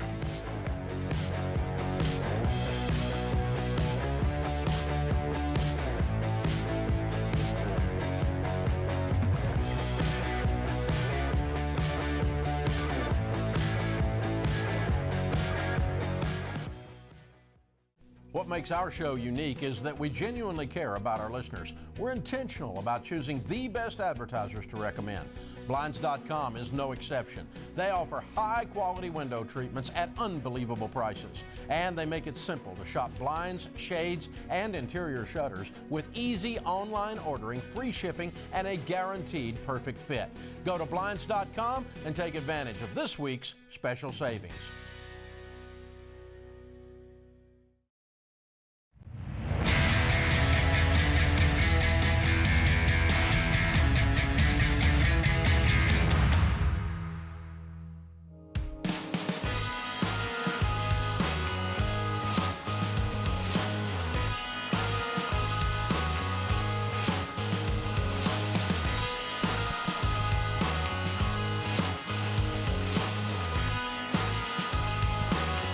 Christy Wright, Ramsey Personality, is my co-host today. Open phones at 888-825-5225. Summer's almost here, but that does not mean you can take a vacation from your money goals. Motivation to stay intense can go away, I understand, but especially when you want that beach trip or this kind of stuff, the old vacation waves in front of you, and you go, stop your whining. Listen, if you live like no one else, later you can live and give like no one else. If you will vacate like no one else, meaning not at all, later you can vacate like no one else, meaning anywhere you want to go, baby. And there's some cool places in this world you ought to be able to you ought to be rich enough to go see. But you're not going to get there if you keep spending money like you're in Congress. So it's time to straighten up. A Ramsey Plus membership gives you our best digital money course. Financial Peace University, all of our digital money courses are there. Smart Money, Smart Kids, Know Yourself, Know Your Money, they're all in there. Legacy Journey. All the tools like the Every Dollar Premium, the world's best budgeting app, all of this helps you keep moving forward. It's about getting small wins that lead to big results. Your goals are worth working for all year long. Stay motivated with a free trial of Ramsey Plus. Text TRIAL to 33789. That's TRIAL to 33789. Thanks for joining us, America. We are glad you are here. Christy, it's worth going back to our firemen for a minute. Yeah, okay. $70,000 a year, 2.5 hours each way commute. But he made $300,000 in real estate. So he had a $370,000 income, 3 little kids at home. He's working 100 hours a week. In our minds, it was, and in most of you listening, you were going, why didn't this guy quit already? Why in the world is he still doing this fire thing? And what that says is this guy is tremendously driven by a need for security, and he falsely believes that the fireman's job is more secure than the real estate job. Yeah. And that's a falsehood. Which is interesting, too, because I've noticed a pattern where we've had some similar calls, not the same question, where it's, well, when is it okay to do this? And it's like, it was okay 10 years ago. But it's that we hold on. There's this fear that keeps us trapped in some idea that we're not there. We don't have enough. What if I lose my job? I've heard you ask people, well, how stable is your job? And they're like, I don't know, something could happen, but it's a very stable job. They've been there for 20 years and the industry's secure. And so it's just interesting how fear, I feel like, is this shadow that haunts us. And because we never really pin it down and define us, it can always torment us like, what if? But the scenarios are not even remotely probable. Yeah. They're not realistic. Well, and when it comes to your income, it can be the tapes that were played in your house when you were growing up. Mm-hmm. In the sense of always get a good job. Mm-hmm. And the definition of a good job is that it's always going to pay. Yeah. It's a steady work. It's steady. It's income you can count on. And versus being self-employed or straight commission, which is an unstable job. Right. But it's not necessarily an unstable income. What's interesting, though, is I'm curious, have you seen a correlation between preference in terms of like salary, commission, however it's structured, by personality style? Because no, I think it's just it would be back to Rachel's book, Know Yourself, Know Your Money. It's abundance versus scarcity, or it's we all have one of those. Mm-hmm. But the scarcity mentality, I would just go with that as an example, and that could be any personality style.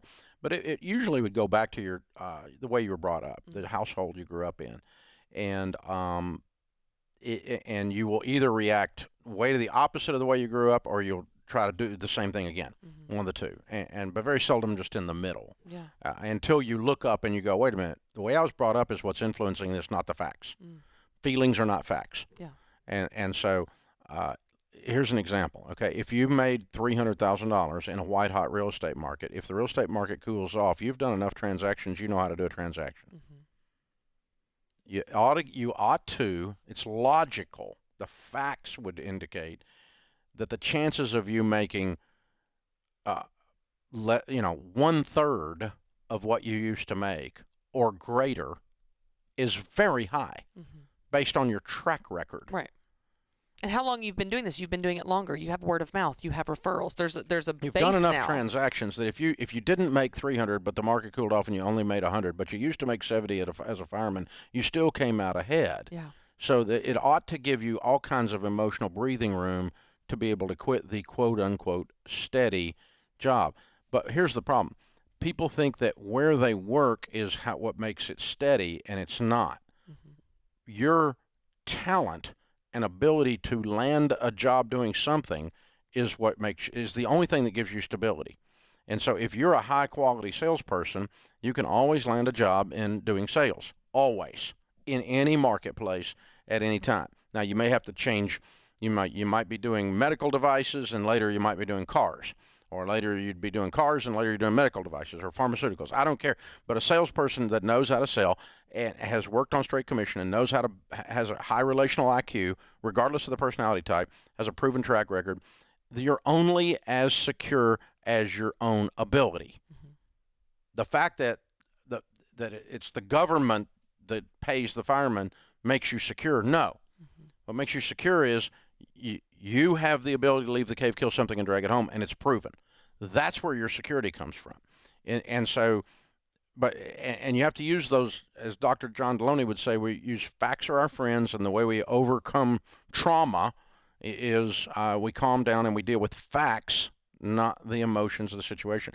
And I think that releases people to go live their dreams then. Yeah, it's interesting too, because it's when you break it down like that, it helps people see, oh, I had some beliefs about stable versus unstable job that had nothing to do with what the company is or where the money comes from. We've seen something similar when it comes to nonprofit or for-profit status and building a business. So I work with a lot of business owners, and they say, well, I want to structure my business as nonprofit because I want it to somehow be holy and do work that matters, because as if the IRS designation is somehow the holiness factor. And so we'll attach ideas to statuses, especially in relation to government, that are not actually accurate at all. But I have a friend that owns a small business that has grown year over year over year over year. For 20 years, he's not made his personal income out of that business that he paid taxes on. For the last 20 years, has not been under $1 million a year. That's incredible. Yeah. That's incredible. Yeah.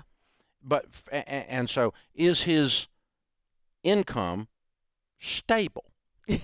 Yes. For 20 years. Yes. Yeah. But it's all, but COVID affected it. Yeah. COVID could have dried up his market, could have done, but is his income stable? Yes. Yeah. His income stable. It's got 20 years right. of being able to do this. It wasn't one time. Right. It wasn't just, now this young man here it was one time, and it is just during COVID and so forth, but he's out there still getting stuff done. There's a lot of real estate agents who haven't even been able to figure out a way to sell a house in this mess, which means you really do need to get out of the business. But because God Almighty, anything can sell a house right now. But maybe you won't make 300, but you've got $300,000 of income, that many transactions under your belt. That says you know how to look at people and get them to the closing table. Yeah. On the purchase of their next home, their dream. Yeah. You know, participate with them in that in a way that causes them to do the transaction. Yeah. And so that is stable. Yeah. And to your point, the way you're paid or who's paying you doesn't make it stable. Right. And to your point, your second year, if the market cools off and you take a small dip, your dip is still way ahead of where you were in the fireman job. So you have to look at it in relation to what you're comparing it to, as if somehow 70,000 is stable when you're talking about even a dip would still be way above that. Which makes his call for most people listening a no-brainer. Yeah. But for something inside of him that was holding on to this false notion of where stability comes from, stability comes from your ability. Say it again. Stability comes from your ability. It doesn't come from anywhere else. And God's blessings, but it doesn't come from anywhere else but those two things. This is The Ramsey Show.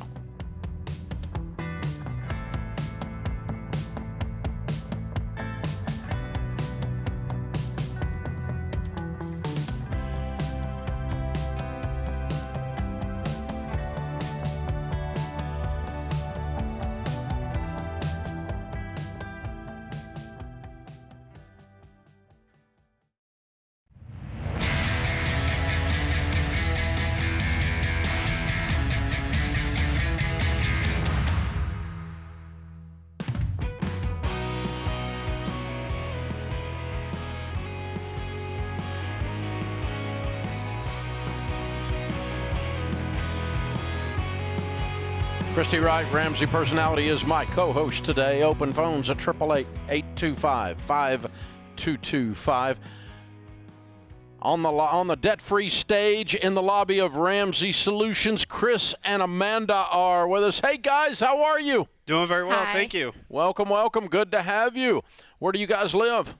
Ozark, Missouri. Ozarks. Awesome. Beautiful area, huh? Yeah, Really? it is. Yeah, cool. And all the way down here to do a debt-free scream. How much did you pay off? $278,767. Wow. How long did this take? 4 years, 1 month, and 19 days. Love it. And your range of income during that time? About 130, 135, 140, somewhere in there. What do you guys do for a living? We're in higher education, both of us. Mm-hmm. What are you, professors? Yeah. Okay, cool. Yeah. Good for you. Yeah, thanks. Yeah, I teach chemistry for a junior college, and she's... I'm a chair over a Master's of Science in Nursing program, and I teach in that program as well. Wonderful. Awesome. Yeah. Very cool. Thanks. So I was going to say 4 years and $279,000 might be a mortgage, but that might be student loan. A lot of it. We had to pay for a lot of brains. Yeah. Oh my God. Between the two of us, we have We've been purchasing brains. Yeah. Yes, we have 5 degrees between the two of us. It's Wow. too much. We over-degreed ourselves. It was Wow. bad decisions all around. That's but, okay. I mean, but, well, you know. you're professors. We are. You're We are using using it. Yeah. And Yeah, you know we what? are. Honestly, we're lifelong learners. We love to learn, so it was really good. And you love to teach. We love to teach. We love our students, both of us. We're really passionate about it. We just, regrets about getting there, the way that we got there, but that's okay because we were able to get out of it. And now we're kind of on the other it's in side, your so it's rearview okay. mirror now, yeah. It definitely is. Yeah. So Yeah. how 4 years ago, the time that you finished the last degree then?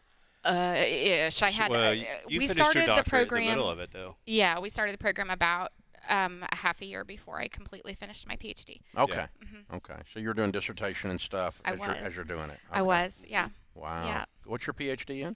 Educational technology. I'm online teaching is sort of my specialty. So. Wow. Yeah. You got a little bit of a future. It's- Wow. you Talk would- about you know. stepping into Yeah. and a dissertation in the middle of the pandemic, huh? Well, yeah. Just about. Well, yeah, just leading up to it. No, but, no. You started 4 years Yeah. ago. I'm Yeah. sorry. But- I'm sorry. I am in healthcare, so Yeah. Oh, yeah. wow. Yeah. Amazing. Yeah, it's- Very cool. Very cool. Good wild. for you guys. So, how long you were working on your PhD? How long y'all been married? Almost 22 years now. Oh, okay. Wow. Yeah. So somewhere along the line of this journey of gathering degrees and education and lifelong learning and all of this, 5 years ago or so, something happened Yeah. into the 22 marriage. What happened? So 2017, late 2016, we just got to the point where at least I felt like, all the money that was going out, versus all what's coming in, it just ended up being nothing left over. It just felt like a financial abyss at the end of it. So that's how I felt. But what about you? Yeah, I think that we are both people of integrity, and we knew that we were signing for something that we were eventually going to have to pay. And I think as I got closer and closer to the end of my educational journey, I was watching it come. My friends, some of them were going bankrupt. Some of them were starting to get their bills in the mail because, they don't start billing you for those student loans until you're out. And so I was seeing the size of their bills, and their bills were like mortgage payments or more. Yeah. And I mean, it was giving me a visceral reaction. Yeah, I bet. And I think both of us just went, oh, the piper's coming. Like, we're going to have to figure out a plan to get this taken care of. And we're both people of logic. And it was so nice to have this to sort of latch onto to say, okay, here's a plan. Here's a proven method that we can use to sort of work our way through step by step. Yeah. So when you saw How'd you get connected to us? I watch a lot of YouTube videos, and I just was following somebody who used the Ramsey plan. Cool. And We got the book, and we both read it, and we decided we were going to get on board. And it was very, I'd say, I think it was intimidating to go up against that large number after we actually let the monster out of the closet, because it really felt that way. But and I think after we started budgeting and actually doing it and following it, then we started gaining confidence. Yeah. And since it was such a 4-year long journey, probably in the middle of it felt stagnant, but we were making progress, so we kept going. But the last year went a lot faster. Of course, with COVID, everybody was at home, so there was no way you're going to spend money anyway. So, we leveraged the advantage of, we were paying off all the student loans at the end because they were the biggest part. Yeah. And so, we just kept going. It's gone, so we don't have to worry about it. So I'm interested with the amount of education, and you said we're people of logic. When you, because so much of what we do, we approach this through almost emotion, or behavior modification, anyway. But when you laid down like the baby steps in front of you or the debt snowball in front of you, it was just instantaneous. You just saw it and said, "Okay, let's do it." I mean, I think that I watched other people sort of on YouTube who had done it and were successful, and I said, well, it worked for them. We can make this work for us too. But we've always sort of plowed face first into life and just done things with a lot of confidence that we are a team and we're going to be able to conquer this thing. So I think this was no different. I think we just sort of came into it very confidently. Like, it may take us. And my first calculation, we did the Excel spreadsheet at the very beginning, was that it was going to be 7 years. And we got it done in a little over 4. We just picked up all the overtime and overload that we could pick up. But what do you attribute the difference? The difference between 4 and 7. Why? Oh, I think it just working together at the same goal versus just kind of doing whatever the individual wanted to. Yeah. You were able to sacrifice deeper than you thought when you did the spreadsheet. Yeah, we did. We definitely did. It's on the shirt. I mean, we're a team, and it's so different working together. It's one of those things, like my students, there's nothing a student hates worse than a group project, really, but it's such a valuable skill to be able to work with another person and to enhance each other's strengths and also work against each other's weaknesses, but also to work towards a common goal.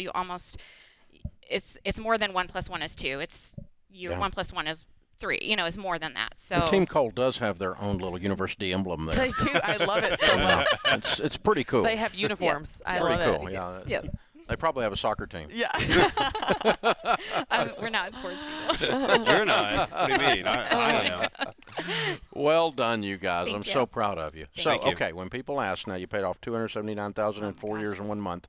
How did you do that? What's the secret to getting out of debt? I think being a team and sticking to the budget, even if you don't have the confidence yet, I think you gain that over time, and you got to both show up to the meeting. You can't get to escape out on it. You can't get to skip a month. Yeah, and I think working the plan, you find that plan that works, and then you commit yourself to it. A million people have said this on the show, but you have to submit yourself to the actual plan and not try to do ish.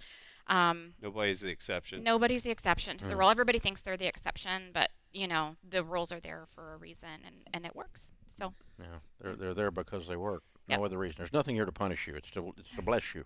Yeah. So proud of y'all. Thank you. Very well done. Thank you very much. Who were your biggest cheerleaders outside the two of you? Well, obviously the two family. of us, but we had some family, and then I think my daughter was amazing. Daughter. Yeah, she's.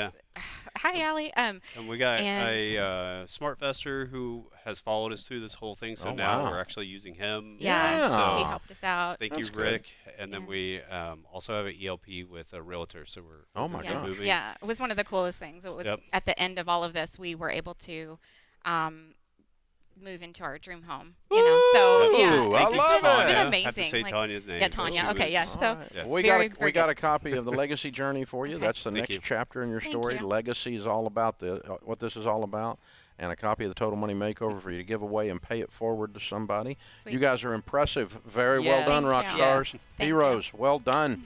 Chris and Amanda from Ozark, Missouri. $279,000 paid off in 4 years and a month, making $135. Count it down. Let's hear a debt-free scream. 3, 2, 1. We're debt-free!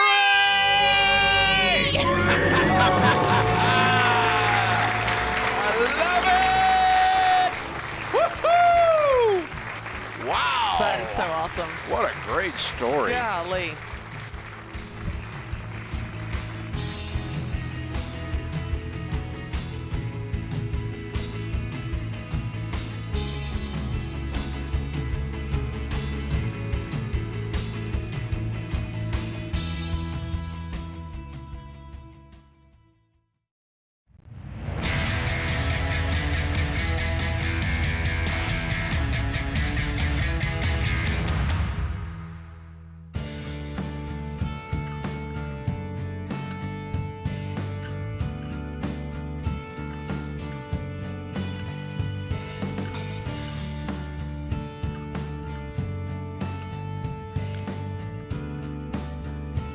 Our scripture of the day, Lamentations 3:22-23. Because of the Lord's great love, we are not consumed, for his compassions never fail.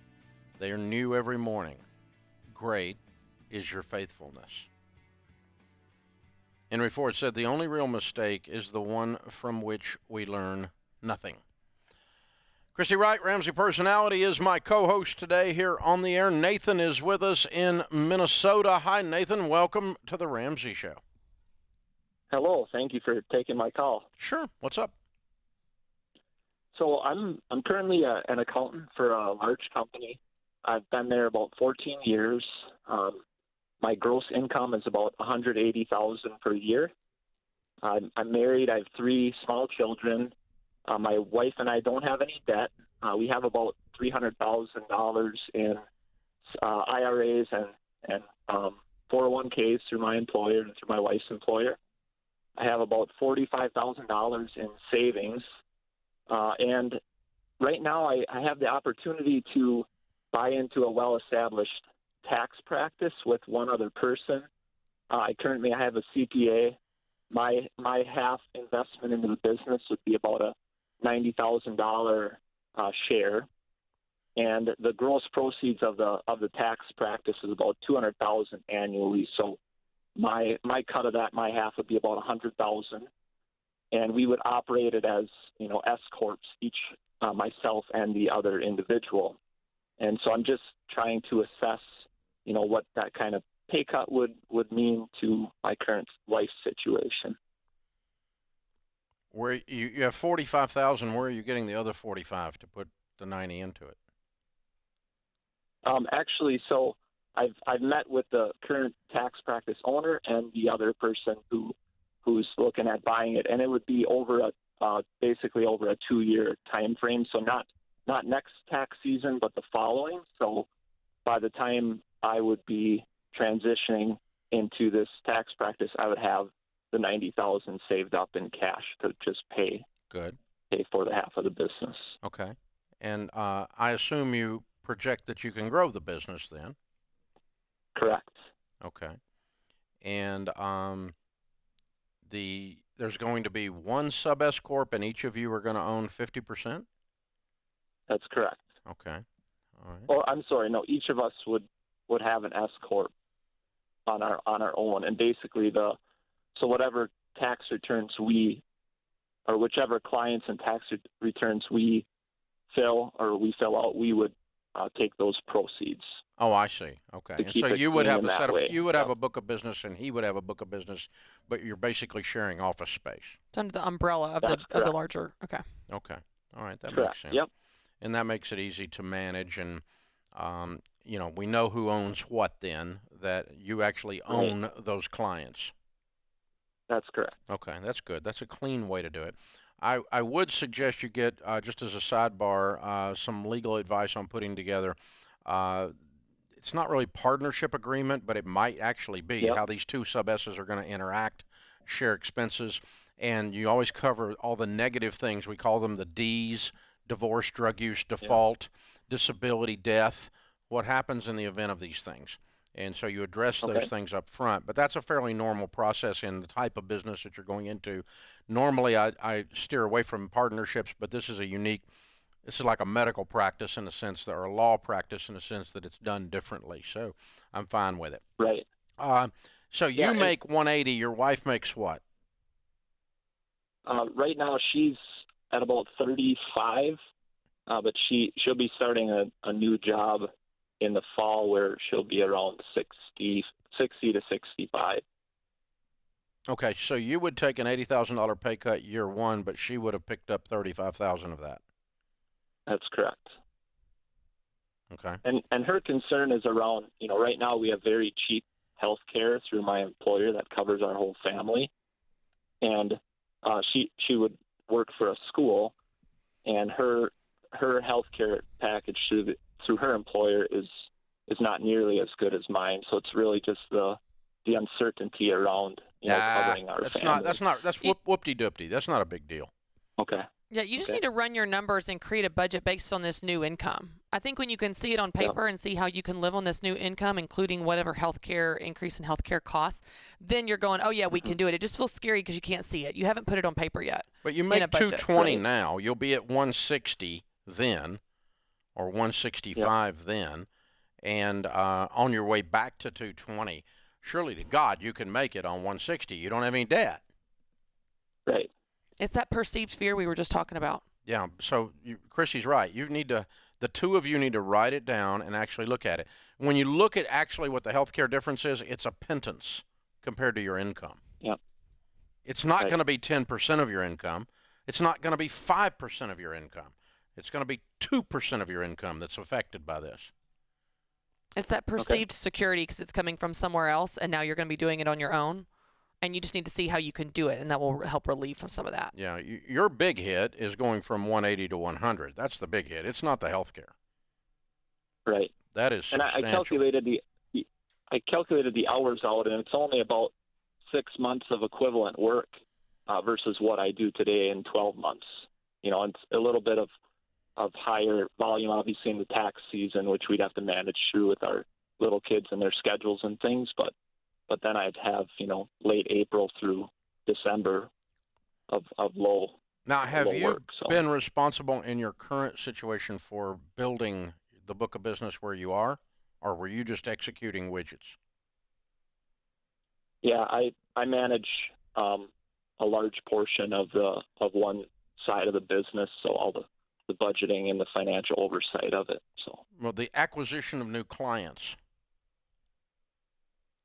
No, we're a large yeah. That's what I'm talking. I thought so. Okay, so that's a skill you don't have proven that you'll need to get in order to raise your $100,000 income to $200,000.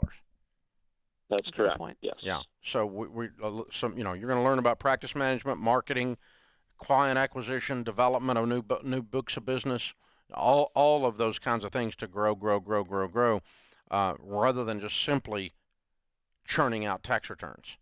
And so that could be the challenge of this situation, but there's tremendous upside. And I love the idea of what you're doing. Yeah, yeah. And you could use those slower seasons to work on those skills and client acquisition.